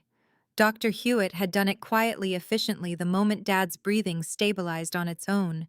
He looked tired, older than I remembered, but his eyes were clear. He reached for my hand. I took it. "I always knew you were strong, sweetheart," he said, voice rough from days of silence. "I was just terrified you hadn't discovered it yet." I sat down in the chair beside his bed, the same chair I'd sat in for days, but everything felt different now. "Why didn't you tell me sooner?" I asked. "Because he would have read it on your face," Dad said. "You're strong, but you're not a liar. If I'd warned you, if I'd told you what I suspected, you would have looked at him differently. And he would have noticed. Men like Desmond, they watch for changes in baseline behavior. Any shift would have triggered his contingency plans." He paused, catching his breath. "Every time I called, he answered," Dad continued. "Every dinner invitation I extended, he handled the logistics. Every holiday, every birthday, every casual coffee, I couldn't reach you without going through him first. That was an accident. That was architecture." I thought about the yoga class I'd stopped attending, the friend Rachel I'd stopped seeing, the thesis advisor's teaching offer I'd turned down. All the small decisions that hadn't felt like decisions at the time.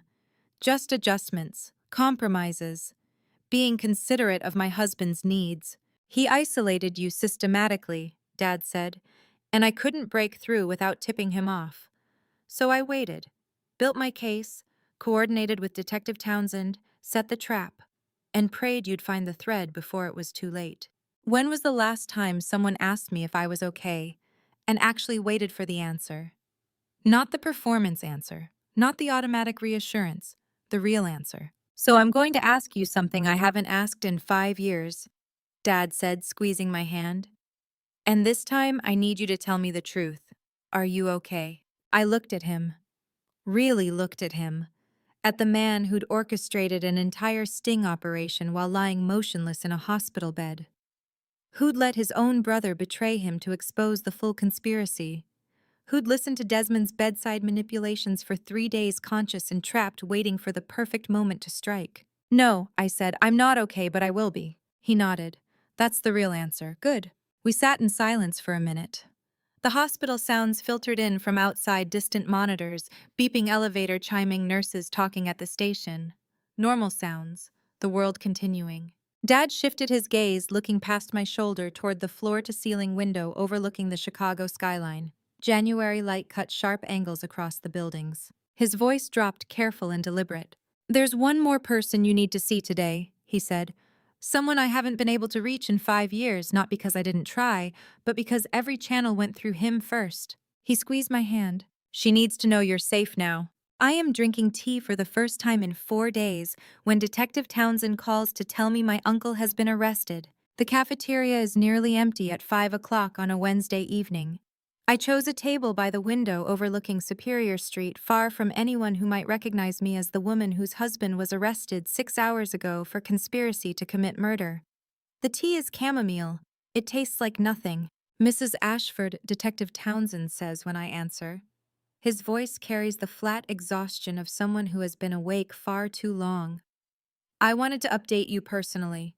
We executed the warrant on Preston Lockwood's residence in Oak Park at 3:30 this afternoon. He's in custody. I watched steam rise from my cup. What did you find?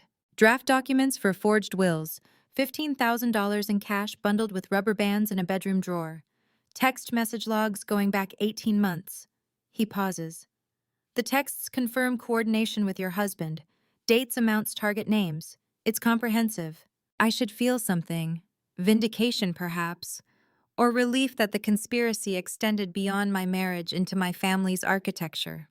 But all I feel is the slow realization that my entire adult life was built on foundation made of lies. There's one more thing, Townsend says. His tone shifts softer, more careful. When we arrested him, your uncle asked us to relay a message to you. I set down my cup. What message? He said, tell my niece I am sorry about her mother. The cafeteria goes silent. Not actually silent, there's still the hum of refrigeration units, the distant clatter of dishes being cleared, but I can't hear any of it. All I hear is the echo of 5 words sorry about her mother. My mother died when I was 3 years old. That's what my father told me. That's what I've believed for 27 years. Mrs. Ashford, are you still there? Yes, I say. My voice sounds far away. Did he say anything else? No, just that I thought you should know. I thank him. I end the call. I sit very still and try to remember the last time my father spoke about my mother. I can't. In our house, my mother was a ghost we never named. There were no photographs on the walls, no stories shared at dinner. When I asked questions as a child, my father would say, she loved you very much, and then he would leave the room. Eventually, I stopped asking. I assumed it was grief. I assumed he couldn't bear to speak about the woman he'd lost. But Preston's message doesn't sound like condolence. It sounds like confession. I pull out my phone and open the Notes app where I've been tracking the timeline. January 13th. Desmond takes me to dinner, isolates me from the one person who might have warned me. January 14th. I discover the predation my father orchestrates the sting. January 15th. Desmond is arrested. Preston is arrested, and I learn that whatever happened to my mother is something my uncle feels he needs to apologize for. What was there to apologize for? I think about the way my father's face changed when I asked him this morning why Desmond chose me. He said you were vulnerable, young. He said you had no mother to warn you. He didn't say you had no mother because she died. He said you had no mother, as if her absence was a condition, not a tragedy. I stand up. The tea is still untouched. I leave it on the table and walk back toward the elevators, past the gift shop with its bouquets of carnations and mylar balloons, past the volunteer desk where an elderly woman is doing a crossword puzzle. My father is on the 4th floor, room 428. He's been there for 3 days, recovering from what the doctors called a moderate cardiovascular event. He coded the phrase differently when we finally spoke this morning. He called it the price of a 5-year investigation. The elevator doors open. I step inside and press the button for the 4th floor. I need to ask him about Preston's message. I need to know what my uncle is apologizing for. But there's a difference between needing to know and being ready to hear the answer. The elevator rises. I watch the numbers change 234. When the doors open, I see the long corridor stretching toward my father's room. The fluorescent lights are too bright. They make everything look sterile and exposed. I think about what Breyer said yesterday in the hospital parking garage. Your father has been protecting you from something much worse than a bad marriage. I think about Wendell's voice this morning when he said, "That was not accident. That was architecture." I think about my mother who died when I was 3 years old. Or didn't die, or died in a way that required apology from the brother-in-law who just got arrested for conspiracy to exploit dying strangers. The nurse at the fourth-floor station looks up and smiles. "Here to see your father." "Yes," I say. She nods toward the corridor. "He's awake, go on in." I stand at the threshold between the elevator bank and the patient corridor. Room 428 is 20 feet away. The door is partially open. I can see the edge of my father's bed, the IV stand, the monitor displaying his vital signs in green numbers. All I have to do is walk inside and ask the question. But once I ask, I can't unhear the answer. I stand very still and try to decide whether I'm ready to know what happened to my mother. 2 weeks pass and the world keeps turning. Despite my shattered shape, Briar Finch calls on a Tuesday morning and asks me to come to the precinct to see something. I haven't spoken to Briar much since the arrests. She checked in twice, both times via text, both times with the careful distance of someone who knows friendship and professional obligation occupy different territories. This call is different. Her voice carries urgency, stripped of social cushioning. "Can you come to South Michigan?" she asks. "There's evidence you need to see." I take the red line downtown. The train is half empty at 10 in the morning, mostly tourists consulting phone maps, and a man asleep across 3 seats. I watch the city scroll past through scratched windows and try not to think about the last time I rode the L January 12th, coming home from a gallery opening in Pilsen 3 hours before someone tried to kill me. Except I didn't know that then. I thought I was just tired. The Chicago Police Department's Detective Division occupies a gray building on South Michigan Avenue that looks like every municipal structure built in the 1970s, functional, unlovely, designed to communicate the seriousness of civic infrastructure. Briar meets me in the lobby and walks me through security without speaking. We take the elevator to the 3rd floor. Garrett Townsend is waiting in a conference room with a laptop open on the table. He stands when I enter, gestures to a chair. "Mrs. Ashford," he says. "Thank you for coming." I sit. Briar closes the door and takes the seat beside me. The laptop screen shows a paused video. Bright thumbnail, white text overlay, red TikTok logo in the corner. "A delivery driver in River North runs a morning vlog on TikTok," Briar says. She angles the laptop toward me. "Posted January 12th at 6:47 a.m. Watch the background at the 47-second mark, parking lot 4th row." She presses play. The video opens on a young man sitting in a car holding a breakfast burrito wrapped in foil. He's complaining about the cold, about early shift hours, about how Chicago winters make you question every life choice that led you to a city where the wind feels like punishment. Behind him, through the driver's side window, I can see a parking lot, gray morning light, rows of parked cars. Briar's finger hovers over the trackpad. "Here." She pauses at 47 seconds. There in the background, 4th row, a hooded figure crouched beneath a silver Honda CR-V. Dark jacket, hands working something low near the front wheel. The resolution is poor, pixelated shot through a car window on a phone camera optimized for faces, not distant subjects. But the posture is unmistakable. Someone working on a vehicle they don't own. My vehicle. January 12th, 2023, 6:42 a.m., Garrett says quietly. "Geo-tagged to Northwestern Memorial Hospital employee parking. We pulled the metadata." I stare at the frozen frame.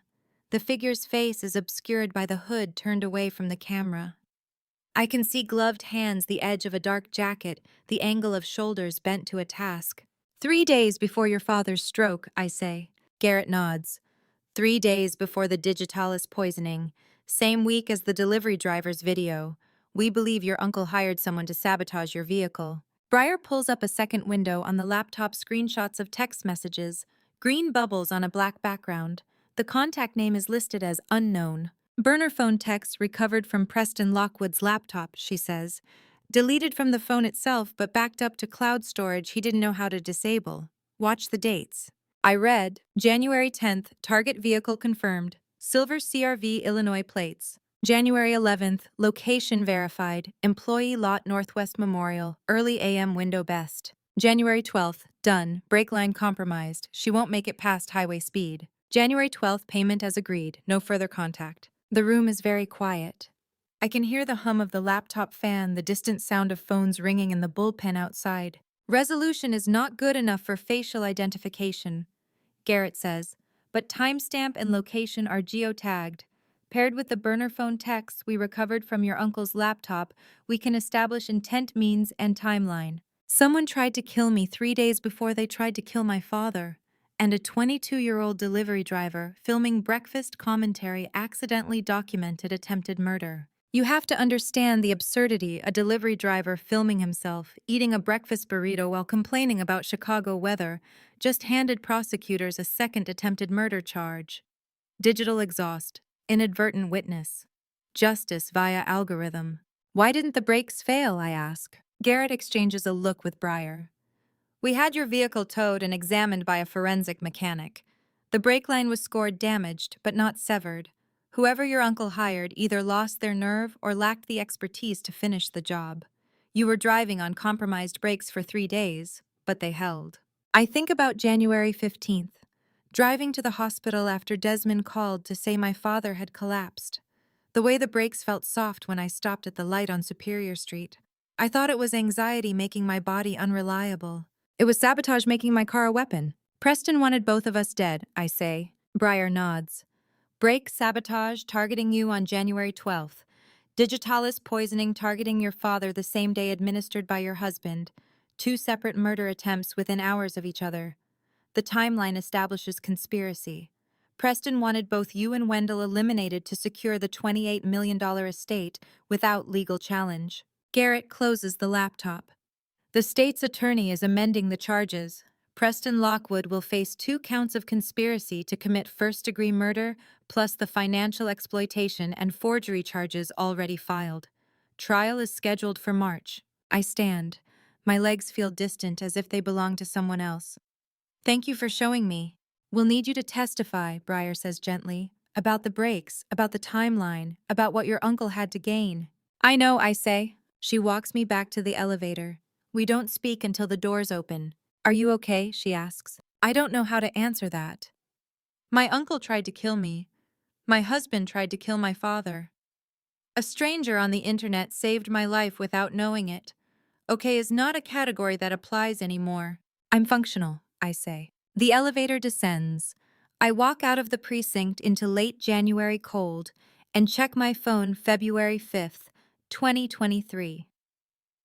3 weeks since the hallway, since the arrests. Since Preston left that message about my mother. 3 weeks I have been avoiding room 447. Dad is being discharged tomorrow. If I am going to ask what Uncle Preston meant, I need to do it today. Dad has been home from the hospital for 3 days when Breyer Finch calls and asks if we can come to the Loop for a trial disclosure meeting. There is something we need to hear before the arraignment. I never got the chance to ask him about Preston's message. The morning he was discharged, a home health nurse arrived to review medication protocols and wound care instructions, and the window closed. We've been living in careful parallel since then.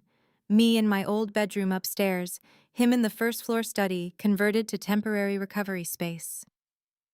We eat breakfast together without speaking. We watch the news. We do not discuss Uncle Preston or brake lines or 30-year-old apologies about mothers who died when daughters were 3. But Breyer's call changes the architecture. Trial disclosure, she says. Preston's defense attorney filed a psychological evaluation and deposition history. The prosecution wants you both to hear it before the arraignment, so there are no surprises in court. We take a cab to South Michigan Avenue. Dad moves slowly, still recovering, one hand braced against the doorframe as he climbs out onto the sidewalk. The law office occupies the 14th floor of a glass tower overlooking Millennium Park. We ride the elevator in silence. The conference room has floor-to-ceiling windows facing west. I can see the bean sculpture in the distance, tourists clustered around it despite February cold. Breyer is already there, seated beside a man I don't recognize, mid-50s gray suit, wire-rimmed glasses, the kind of precise grooming that signals expensive legal representation. Wendell Margot, Breyer says, standing. This is Malcolm Reeves. He's representing Preston Lockwood. Malcolm Reeves extends a hand. His grip is firm, professional, empty of warmth. Thank you both for coming. I know this is difficult. We sit. Dad lowers himself into the chair beside me carefully, the way people move when their bodies have recently betrayed them. Malcolm opens a leather portfolio and removes a document. My client has provided a full deposition as part of his defense strategy. The psychological evaluation establishes context for the events of January 2023. I want to walk you through the relevant history so you understand what will be presented at trial. I glance at Dad. His face is unreadable. Malcolm continues. In 1993, Wendell Lockwood discovered his brother Preston in an affair with his wife, Margot's mother, Caroline. Instead of confronting it publicly, instead of severing the relationship or demanding accountability, Wendell chose forgiveness. He kept it quiet, protected the family, allowed Preston to remain part of their lives without consequence or exposure. The room goes very still. Malcolm says the year 1993 and I do the math automatically. I was 3 years old. My mother died that same year. Uncle Preston had an affair with my mother, and then she died and no one ever told me. I turn to look at my father. He is staring out the window at Michigan Avenue traffic 14 floors below. His hands are folded on the table in front of him, perfectly still. The psychological evaluation, Malcolm says, establishes that Preston Lockwood lived under that forgiveness for 3 decades. His brother held his deepest shame, adultery, betrayal of family trust, and chose mercy over exposure. On the surface, this appears noble. In practice, it became a form of psychological entrapment. Briar's pen hovers over her notepad. She doesn't write anything. Preston could not escape the knowledge that Wendell knew, Malcolm continues. Every family gathering, every holiday, every time they spoke, the unspoken history sat between them. Wendell's silence was not absolution, it was a permanent reminder of debt. Forgiveness without confrontation is not freedom. It's a cage. I find my voice. You're saying my father's mercy drove Preston to attempted murder. Malcolm meets my eyes. I'm saying 30 years of unresolved guilt calcified into resentment. Preston believed Wendell used that forgiveness as leverage, silent, perpetual moral authority. When Caroline died in 1993, shortly after the affair ended, Preston interpreted Wendell's grief as accusation. He spent the next 3 decades trapped in that dynamic, unable to move forward, unable to escape the architecture of forgiveness that demanded nothing and offered no closure. How do you carry a secret like that for 30 years? How do you forgive your brother for sleeping with your wife, watch your wife die months later, raise your daughter alone and never speak the truth out loud? I look at my father again. He has not moved. His eyes are still on the traffic below. The defense will argue, Malcolm says carefully, that the conspiracy charges stem from long-term psychological harm inflicted by weaponized forgiveness. Preston Lockwood's actions in January 2023 were the culmination of 3 decades living under unbearable moral debt with no mechanism for resolution. Briar closes her notepad. That's not a legal defense, Malcolm. Psychological context doesn't negate conspiracy to commit murder. No, Malcolm agrees. But it establishes motive. It humanizes my client, and it complicates the narrative of simple greed. I wait for my father to speak. To deny it, to defend himself, to explain why he never told me that my mother's brother-in-law, the man who came to every birthday, every Thanksgiving, every milestone, had betrayed him in the most fundamental way. But he doesn't speak. Finally, without turning from the window, he says quietly, I knew you would find the thread eventually, sweetheart. I just hoped it would not be like this. His voice is so soft I almost don't hear it. The meeting ends. Malcolm Reeves packs his portfolio, shakes hands, leaves with the efficient exit of someone who has delivered difficult information professionally. Briar walks us to the elevator. I'm sorry, she says. I wanted you to hear it from us first, not in open court. I nod. I don't trust my voice. We walk out of the law office into Chicago, February, cold sky, iron gray over Michigan Avenue. I take Dad's hand, the same hand that signed forgiveness 30 years ago, the same hand that carried that unbearable weight alone, so I could grow up without the poison. He does not say anything. Neither do I. Some silences are not empty. Some silences are archaeology. September arrives sharp and clean, first coat since spring. First time entering Cook County Courthouse not as observer, but as named party in a criminal trial. The months between February and now have been archaeology of a different kind.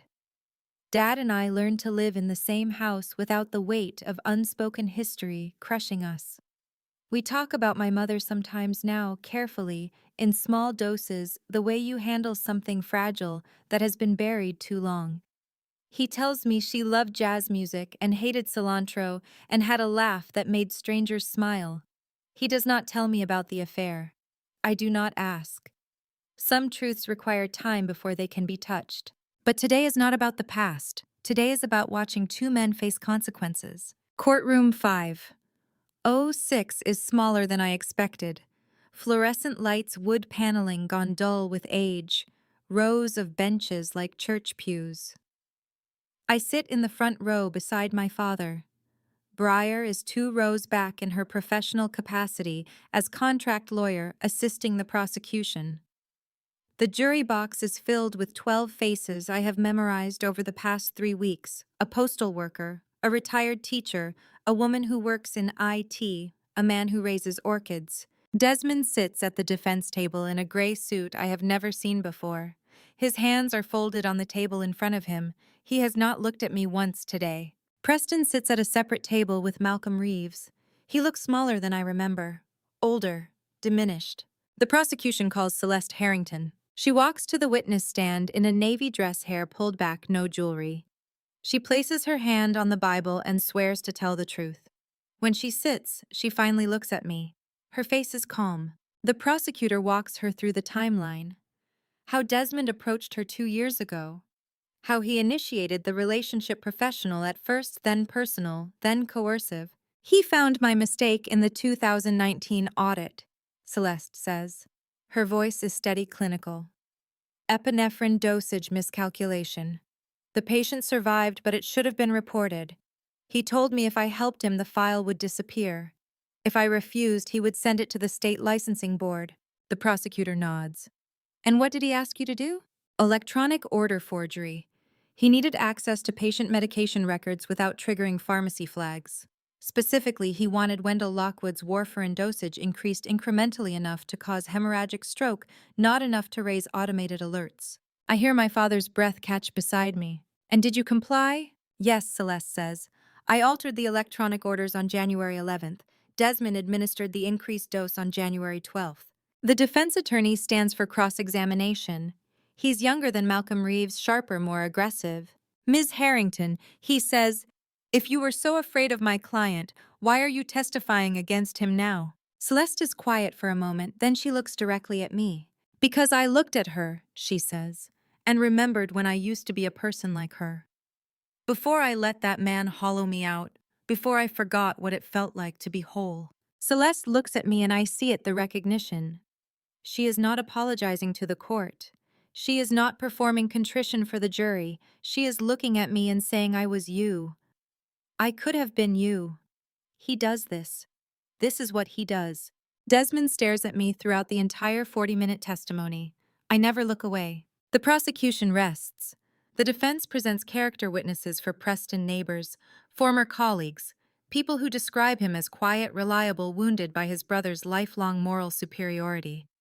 Malcolm Reeves argues psychological mitigation. The prosecutor argues that pain does not justify conspiracy to commit murder. Closing arguments take 2 hours. The jury deliberates for 3. We wait in a conference room down the hall. Dad reads a newspaper. Breyer answers emails. I watch the clock on the wall and count seconds. At 4:17 p.m., the bailiff calls us back. The jury files in. None of them look at the defense table. That's when I know. The judge asks the foreperson to stand. She's the woman who raises orchids, late 60s, steady hands, clear eyes. On the charge of conspiracy to commit first-degree murder in the first count, how do you find? We, the jury, find the defendant Desmond Ashford guilty. On the charge of conspiracy to commit first-degree murder in the second count, guilty. On the charges of financial exploitation of an elderly person, forgery, and coercive control under the Illinois Domestic Violence Act, guilty on all counts. The clerk repeats it for the record. The judge sets sentencing for immediate execution under Illinois statute given severity and flight risk. Desmond Ashford, the judge says, you are hereby sentenced to 22 years in the Illinois Department of Corrections without eligibility for early parole. 22 years. The judge says it once. The bailiff repeats it into the record. Desmond does not flinch. I exhale for what feels like the first time in 12 months. Preston Lockwood, you are sentenced to 9 years. Preston closes his eyes. Malcolm Reeves puts a hand on his shoulder. The judge's gavel comes down. The bailiffs move forward to escort the defendants out. Desmond stands, turns and looks at me one final time. I hold his gaze until the courtroom door closes behind him. Then I stand and walk out into the corridor. Dad is beside me. Briar catches up as we reach the plaza outside. Late afternoon September light slants gold across the courthouse steps. The air smells like fallen leaves and distant rain. I take my first full breath outside in 6 hours. My lungs open completely for the first time in a year. It is over, Briar says, pulling me into a tight hug. You are safe. Breathe. I breathe. Dad's hand settles on my shoulder. We stand together in the September air, and I think about what he said in January. There is someone I need to see, someone Desmond kept me from reaching for 5 years. An elderly woman in a hospital room at Northwestern Memorial River North Tower. I still do not know who she is. But now that the trial is over, now that I can breathe, I need to go back to that hospital and find out. I buy white lilies at the corner market on Michigan Avenue and drive to Northwestern Memorial before the hospital wakes up completely. The morning after the verdict feels different than every other morning for the past year. The air tastes cleaner. Traffic sounds less abrasive. I parallel park on Superior Street without the tight knot of anxiety that used to live between my shoulder blades whenever I made a decision without consulting Desmond first. The lilies sit on the passenger seat wrapped in brown paper. I carry them through the main entrance and take the elevator to the 4th floor. The nurse's station is quiet at 7 in the morning. A woman I recognize from my father's stay looks up when I approach. Her expression shifts the moment she sees the flowers, something between recognition and sorrow. I'm looking for a patient, I say. An elderly woman, 4th floor. I saw her in the corridor several times back in January, but I never asked her name. I thought. The nurse's face completes the sentence before I can. I am so sorry, honey, she says gently. Ms. Pemberton passed 3 weeks ago. Went peacefully in her sleep early morning just before dawn. The corridor tilts slightly. 3 weeks ago, during the trial disclosures, while I was sitting in that conference room learning about my mother's affair, while Malcolm Reeves was explaining psychological wounds and toxic forgiveness, while I was excavating 30-year-old secrets, she was dying. Iris Pemberton, the nurse continues. She was 74, had been here since November, complications from congestive heart failure, room 412. I never asked her name. I saw her in the corridor for months and I never asked her name, and now she is gone. She asked about you until the last week, the nurse says. Did not know your name either, called you the girl with the brown hair from the 4th floor. When I told her the trial had started, she nodded and said, "Good, then it's done."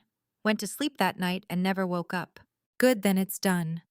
Those were Iris Pemberton's last words about me, not my name, not my face, just the knowledge that the trial had started. And then she went to sleep and never woke up. I stand in the center of the 4th floor corridor, holding white lilies that will never reach the woman they were meant for. The fluorescent lights are the same yellow I remember from January. The mechanical rhythm of monitors and ventilators creates the same background hum. Everything is exactly where it belongs, except Iris. The nurse disappears into the back office. I hear drawers opening, papers shuffling. When she returns, she's holding a cream-colored envelope. She left this, the nurse says, handing it to me. Asked me to give it to you if you ever came back. She was very specific, the girl with the brown hair, 4th floor, the one who visited the man in 428.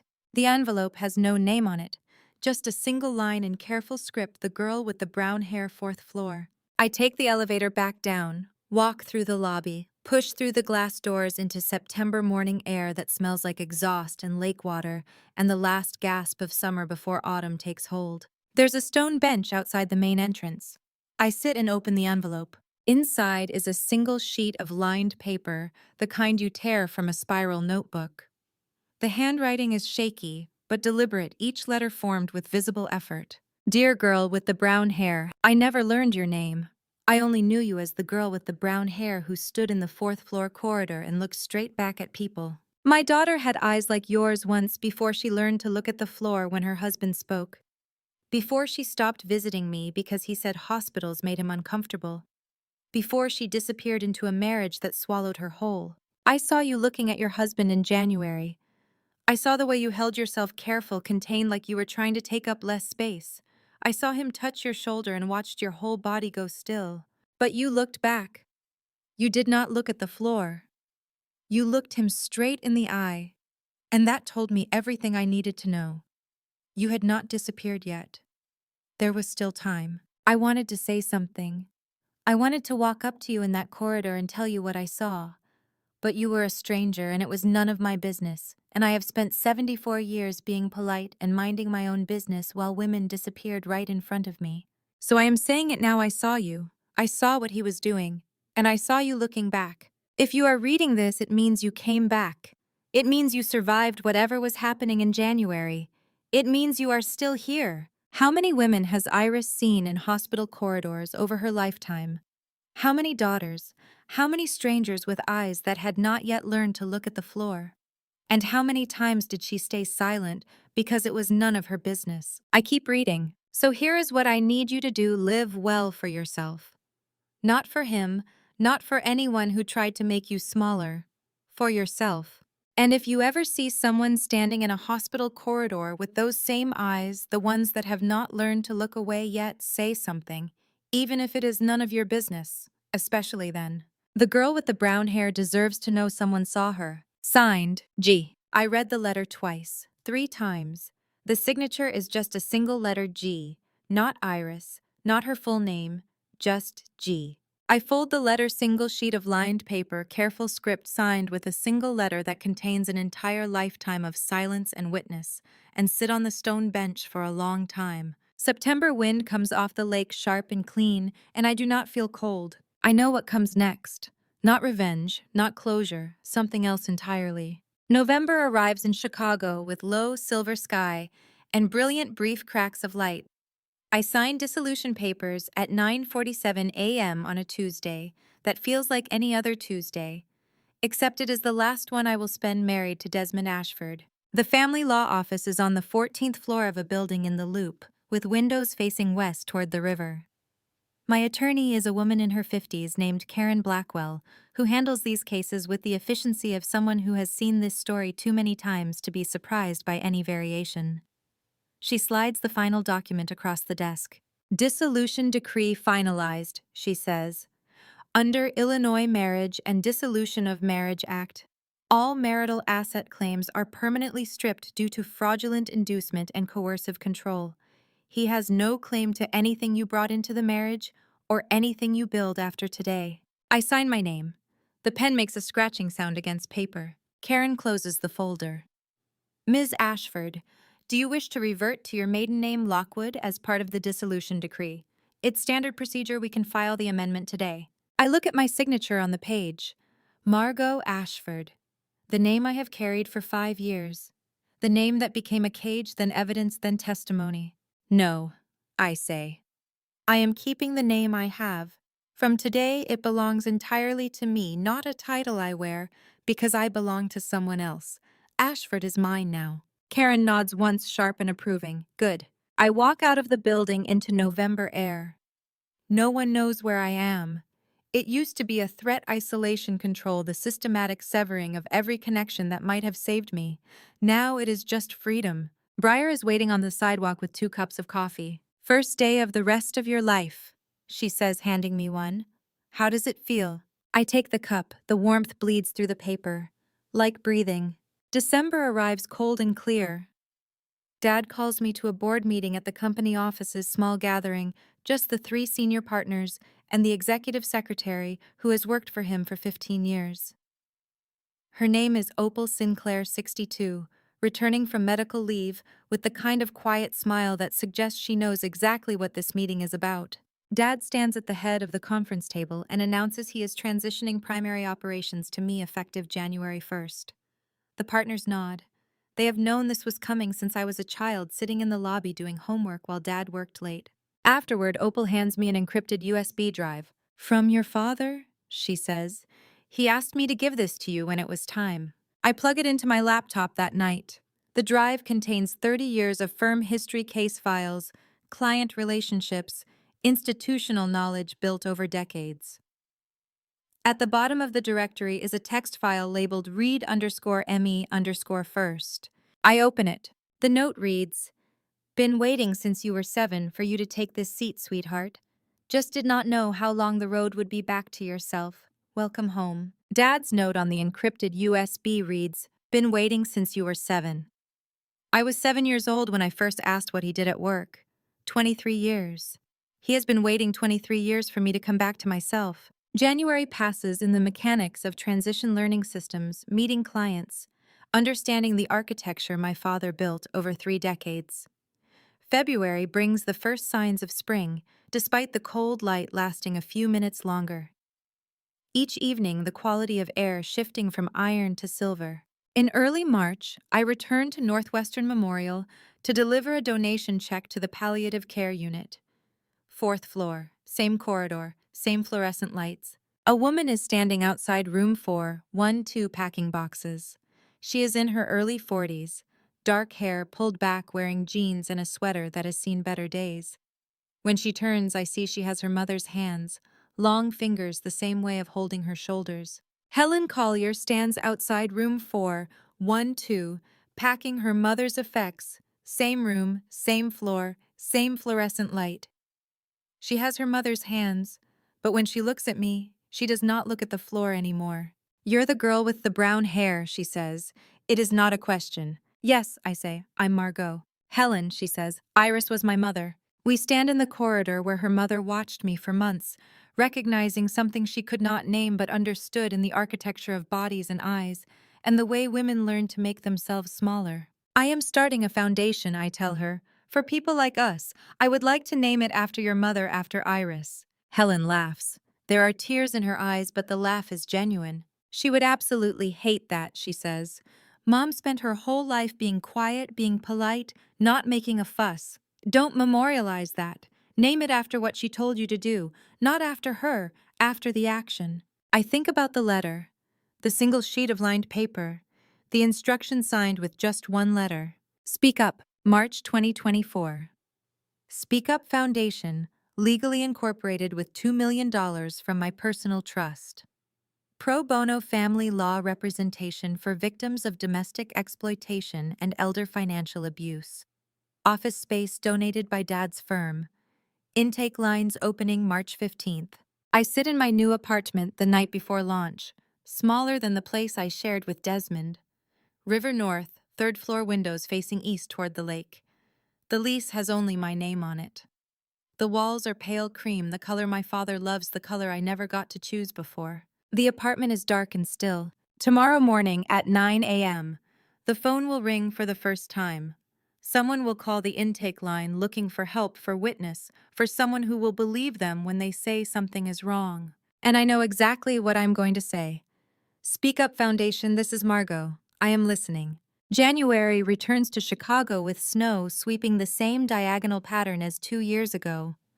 I walk through Northwestern Memorial's automatic doors again, but this time I am not here for my father. I am here for someone else's mother. The elevator climbs to the 4th floor, same mechanical hum, same yellow fluorescent light pressing down on the same linoleum corridor.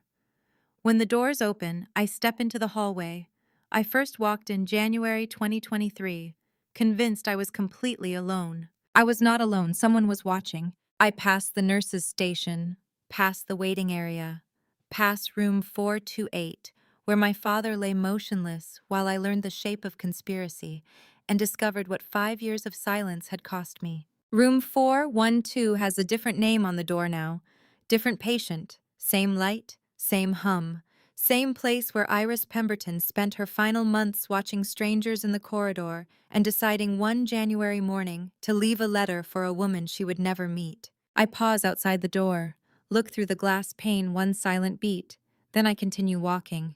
Behind me, wheelchair wheels click softly against linoleum, An elderly woman rolls past oxygen tank hospital gown, the particular stillness of someone who has made peace with waiting.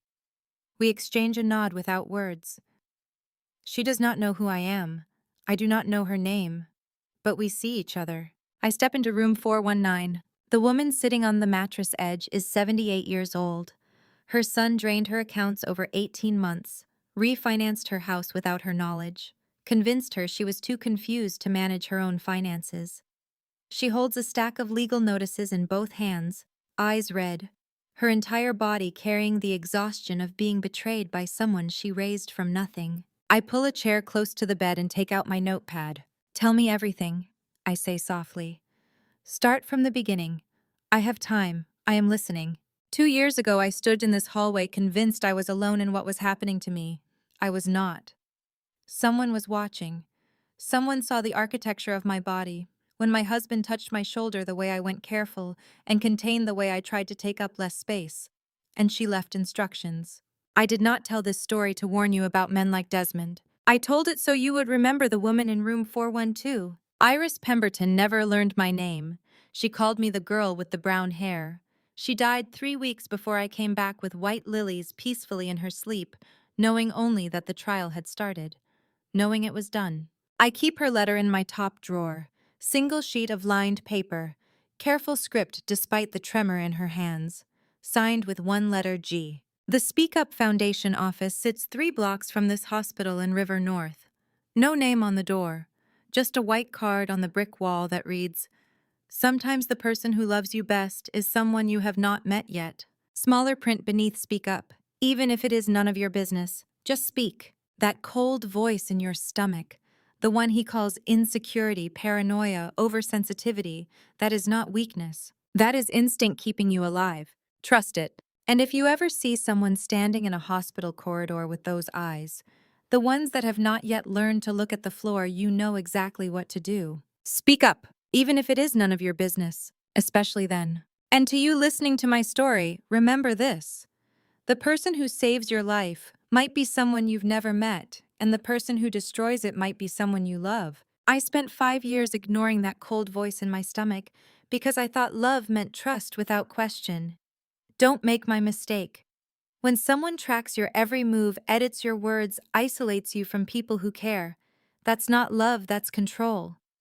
And when family conspires against you, don't be ashamed of your trust. Be clear about their betrayal. Some might think this story is about family revenge. My uncle and husband both got what they deserved. But it's not about revenge. It's about speaking up before it's too late. It's about being the stranger in the hospital corridor who says something even when it's none of your business. Iris Pemberton saved my life with a single letter, and I believe God put her in that hallway for a reason. Not for family revenge, but for witness, for intervention, for the kind of love that asks nothing in return except that you pass it forward. If this story resonated with you, I'd love to hear your thoughts in the comments below. Have you ever had someone speak up for you when you needed it most? Please share this story with anyone who might need to hear it, and if you haven't already, subscribe to Her Revenge for more stories about survival justice and finding your voice again. Your support means everything. Thank you for staying until the very end. This story contains fictionalized elements woven with real experiences to strengthen its message. What matters most is the lesson: speak up even when it's none of your business, especially then.